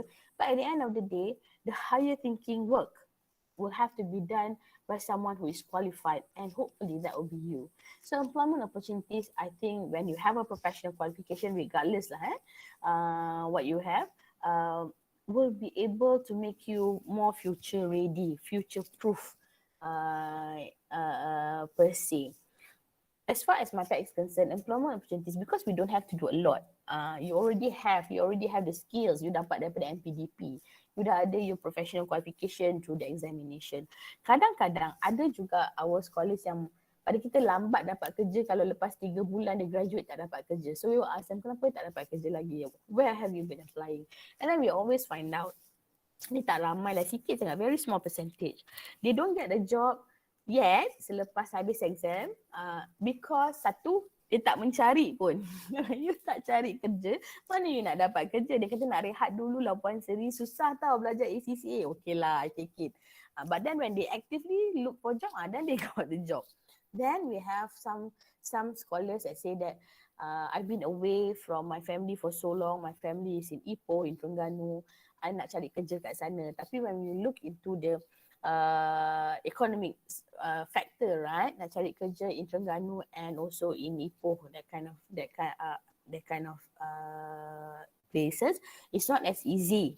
Yep. So what we do is masa ni lah kita akan gunakan Datuk Zakir's connection to try to get them jobs. So that is where we actually add more value to our scholars kalau dia memerlukan. Tapi generally, alhamdulillah, they don't. Yeah. Okay. So macam career and industry insight, almost every month we have speakers from the industry to talk about contemporary issues. Macam sekarang sibuk cakap pasal apa, ESG, pasal sustainability in a different format, pasal sustainable development goals. So to make sure that our scholars are at least familiar with these items kan, we actually invite speakers from various industry to speak about these areas. So that is the leverage that MyPack has by working a lot with the corporates that are sponsoring our students. Yeah, so I think that's about it from me. Check it. Okay. To apply, just now I mentioned, it's very easy. You can go to our website www.mypack.org.my atau just follow our Facebook. Akan naiklah the call for application dan sebagainya. Kalau tak ada pun, you can just WhatsApp on the number that is yang tertera dekat situ. That is our hotline number, managed by our team member all the time.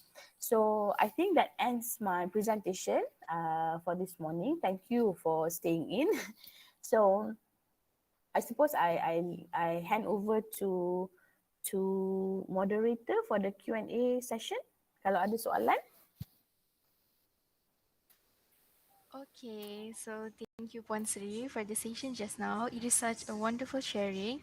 So Thank now you. we're going to moving on to the Q&A session. So we have few questions from the pre-registration form and provided to the participant. And to those who have any question to be asked, you may drop your question in the YouTube live comment. So the first question is, after the sponsorship, but then when it's come to working experience, but then they will not going to work under the accounting scope. Will they have any penalty? They will not have any penalty. Maksudnya ni kalau you bekerja not accounting scope lah. There is no penalty from MyPack lah. Cumanya kita rasa rugi lah. So we will actually advise you not to. But there is no penalty at this point of time. Now that you mention it, maybe we should put in student contract. Okay, Buat masa so sekarang tak next ada. question. Yes. Alright. Okay, so the next question, is it better for me to apply ACCA program during my bachelor degree or after graduating? Depends. We have also another program that we will launch, which we have not mentioned here, on the Accelerate program. Accelerate program is where I think you can do your ACCA papers while you're still in your degree, right? So that also depends. If if you can manage 2 qualifications at a go, then you can. Tapi pada I, kadang-kadang nak cepat-cepat sangat pun nanti sini tertinggal, sana terlepas.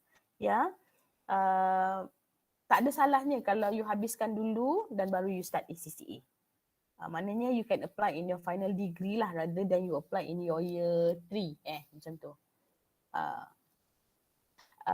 I know there is always people, oh you can do early, you can do faster dan blah blah blah. Tapi from my past experience, lebih ramai terkecundang daripada yang lepas. So while it is good, but you really have to be. Sebab macam baru-baru ni kalau you ada tengok surat khabar atau you ada tengok Facebook mana-mana, the current top affiliate in the world, student tu datang daripada UUM and dia started daripada accelerate jugalah. I think they started 1 or 2 papers masa kat UUM, lepas tu dia habis. So dia dapat number 1 in the world. Maknanya the 4 papers that she has to do tu memang top in the world lah. Tapi I also know from her tutor, dia satu memang seorang yang brilliant dan sangat dedicated. Buat ACCA ni tak adalah perlu sangat dedicated. You perlu sangat dedicated sahaja. You boleh buat. Yeah, so it depends. Kalau you rasa you boleh dan you mampu, you can still maintain your good CGPA, and then you can do the ACCA at least 1 or 2 papers during your degree, and then you can apply to us as well. When you go to MyPack punya website tu, nanti akan ada link lah. Sekarang kita tak buka lagi, rasa kita akan buka dalam bulan 6 macam tu. Sekarang we are only opening untuk yang dah nak habis degree atau nak habis diploma to apply, so that when they finish their respective study, they can actually start with the ACCA on a full-time basis. I hope that answers the question. Okay, thank you. Okay, so the next question, I want to ask about the program details and entry requirement section. Age not exceeding 22 years old is based on a birthday or yearly basis, and also can we choose the sponsorship that MyPack offer? Okay. You have to, the age tu at the point of registration, at the point of application, so mana ikut year lah. Tidak melebihi 22 tahun pada masa you maknanya tahun tu you 22 lah, daripada bulan 1 sampai bulan 12 you 22 tahun. Macam tu. Yeah, you can still apply for that. Whether you can choose or not really. Yeah, sebab sponsorship especially untuk post diploma agak limited.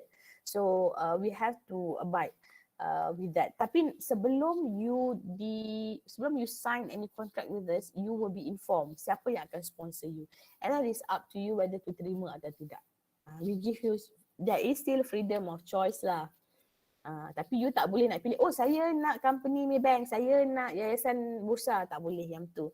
Tapi sebelum you sign the contract, you will be informed. Okay, Noor, you have been selected to receive sponsorship daripada Yayasan Samdabi, katalah awak nak tak, and these are the terms and condition. You nak, okay, come in, sign. Itu saja, but you cannot choose. Okay, the next question. Okay, thank you. Okay, and the last question. Sure. Yeah, this is probably the last question. We know that like every sponsorship there will be an interview session, and mostly we need to do the interview session.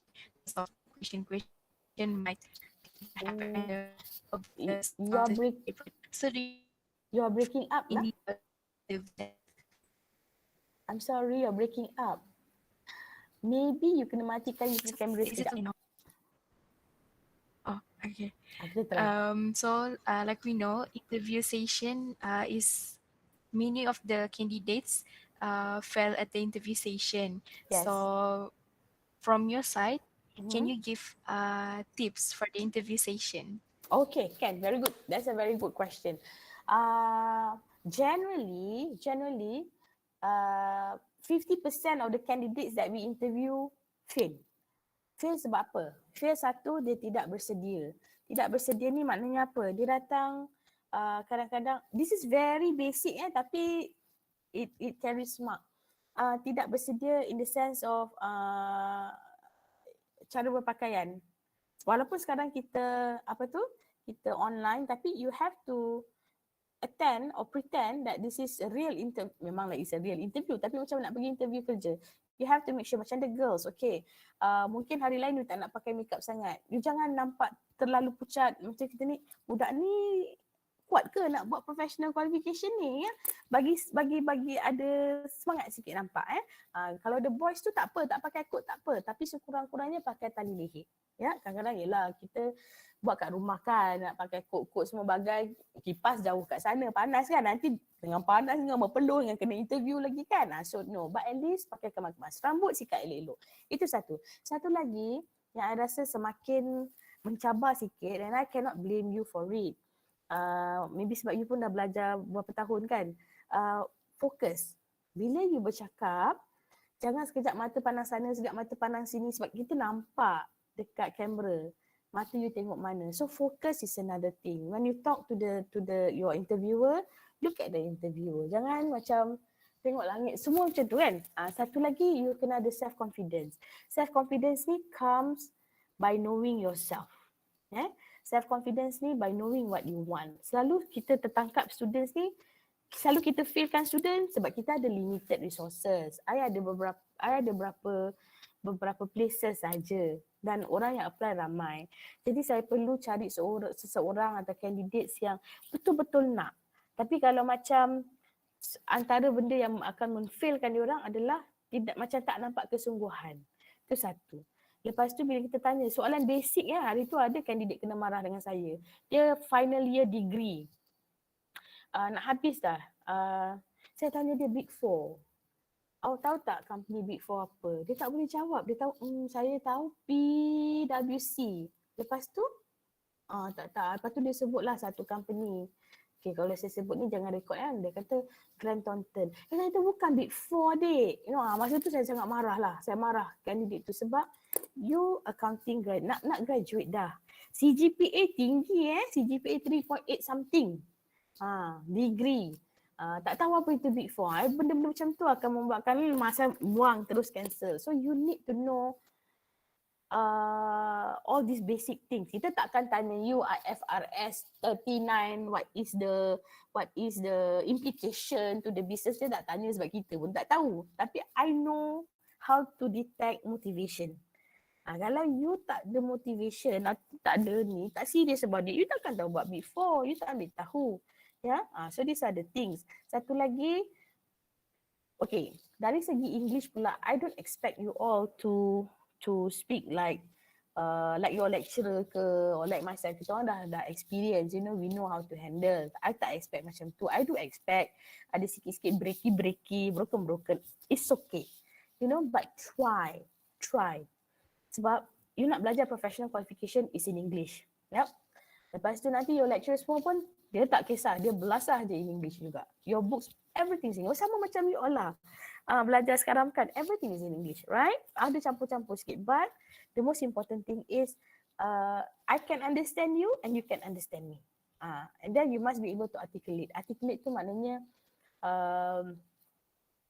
you menampakkan you can think on the spot sebab soalan tak sama. Satu kandidat akan dapat soalan yang berlainan. Macam tu. So I think what's important is that you know yourself. Kalau you tak dapat mengekspresikan diri you, dekat ekspresi tu apa yang kita nak cari?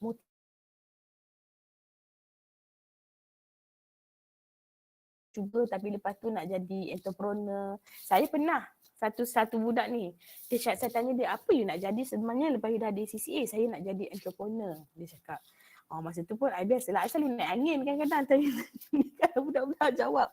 Nak jadi entrepreneur, I kata, tapi tak nak jadi accountant ke? Lepas tu dia tanya saya balik, puan tahu ke kalau nak jadi entrepreneur tu nak kena tahu apa? Then dia explain to me. You kena tahu pasal tax, you kena tahu pasal law.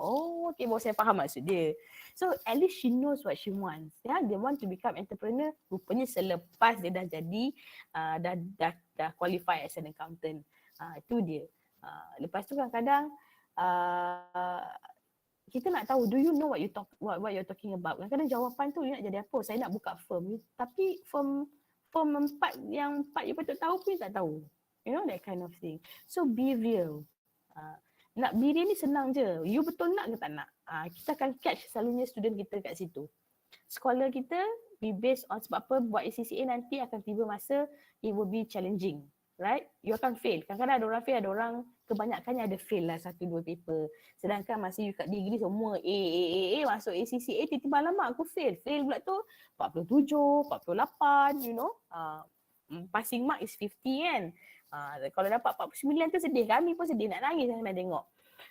So this is where when you have the motivation, this is where you akan overcome that challenges. So dalam interview section for my pack, we really look into the motivation bit. Macam tu. Itulah.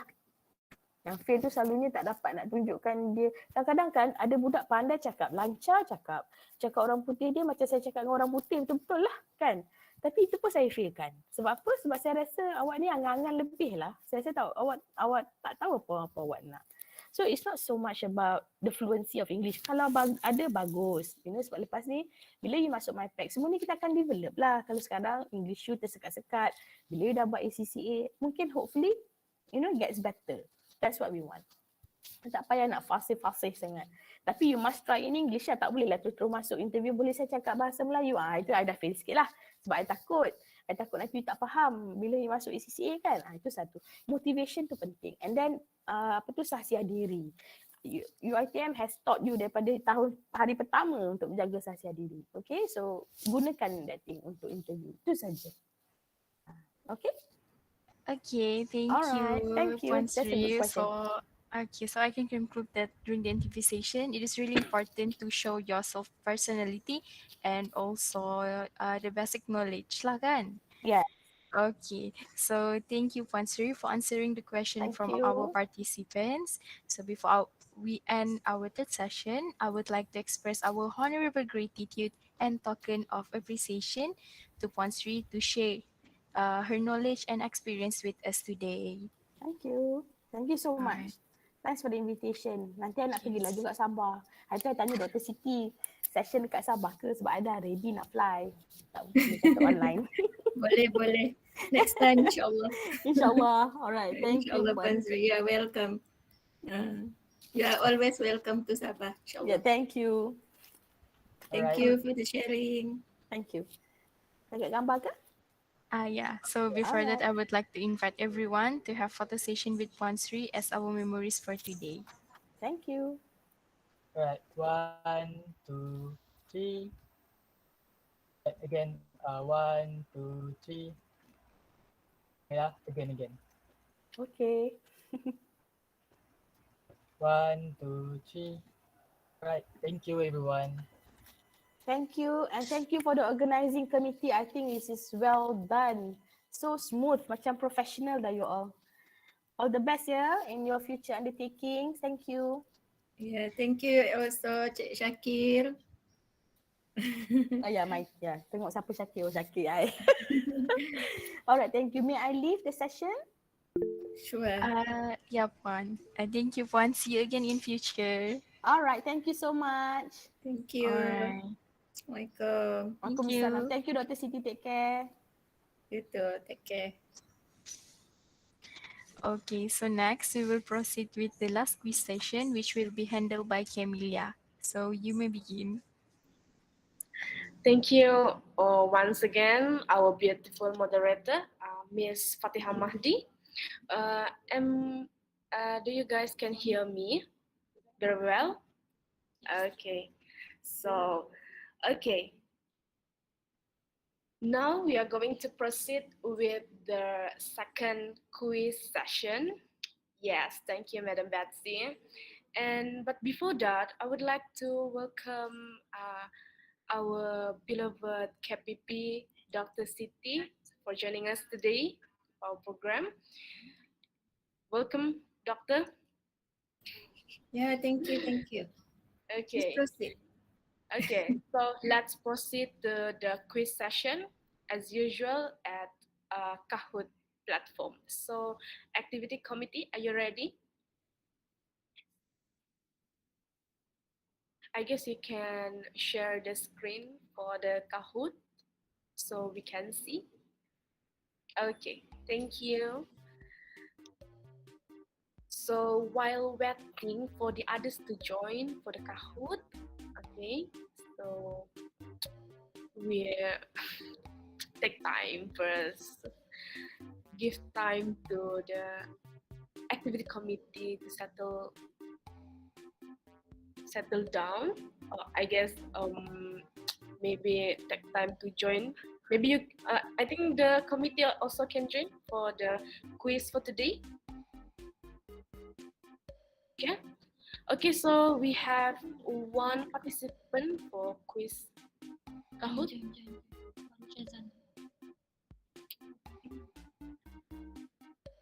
Okay, 2 person. Come on, everyone.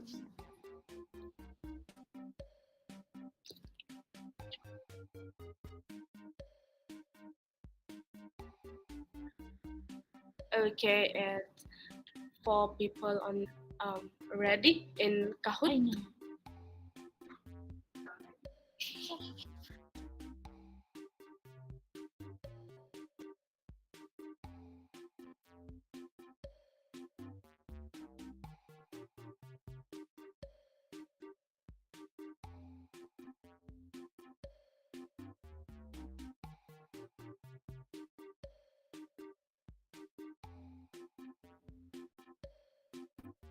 So we're going to start at if our participant 10.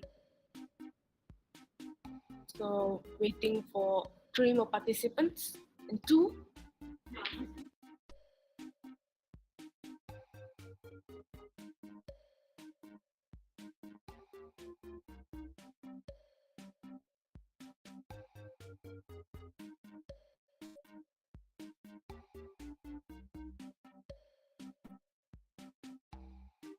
Okay, keep coming to our supportive participants in YouTube. So, okay, we have reached 10 participants for Kahoot quiz. So, I think we can start activity committee. Okay, let's start to begin. Okay, ready? Quiz session 2.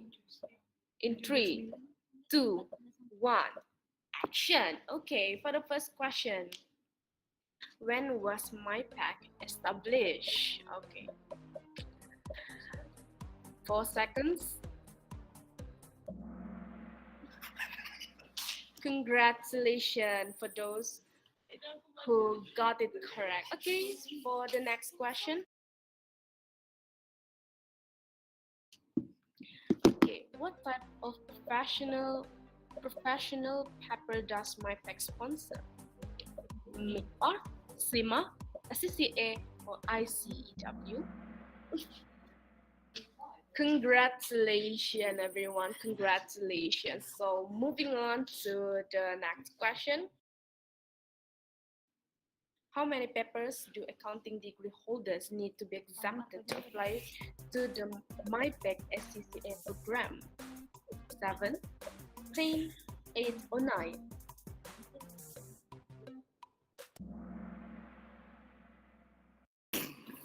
Congratulations again for get it correct.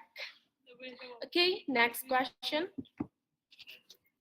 Which other professional qualification can graduates of the MIPA program are eligible to obtain? 2, 1. Okay. Congratulations. Congrats. So moving on to the next question. Who is the professional stage examination designed for? 5 seconds. 3, 2, 1. Right. Congrats. Okay. Next question. How many core program subjects does the advanced stage examination offer? 6, 7, or 8?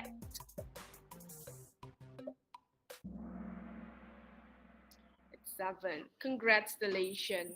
So, next question. It's Final question. How many subjects are there under the professional stage examination? It's 4, 5, or 6? 2, 1.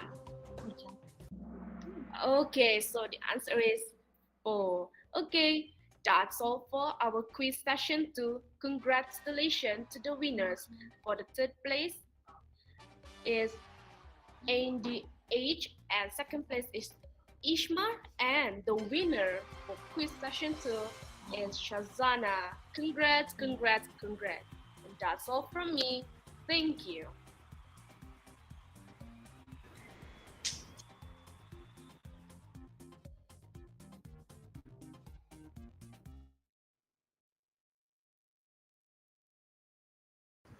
Thank you, Kimi. Again, congratulations to the top 3 winners. For the winners, please be reminded to not forget to fill in your attendance so the program committee could contact you.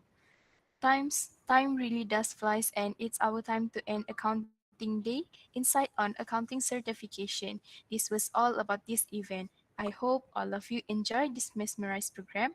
On behalf of the organizer, Faculty of Accountancy, and UITM Cawangan Sabah, Campus Kota Kinabalu, thank you the speakers for the great session. Give them a big applause. To the audience and the participants, thank thank thank all of you for joining and remaining with us during this delightful event. For all participants, kindly submit the attendance via the attendance link provided in the comment section, or you may scan the QR code that's shared on the screen. We will send the e-certificate of participants upon name registered in the attendance form. Once again, thank you everyone for joining our program. See you again in the future.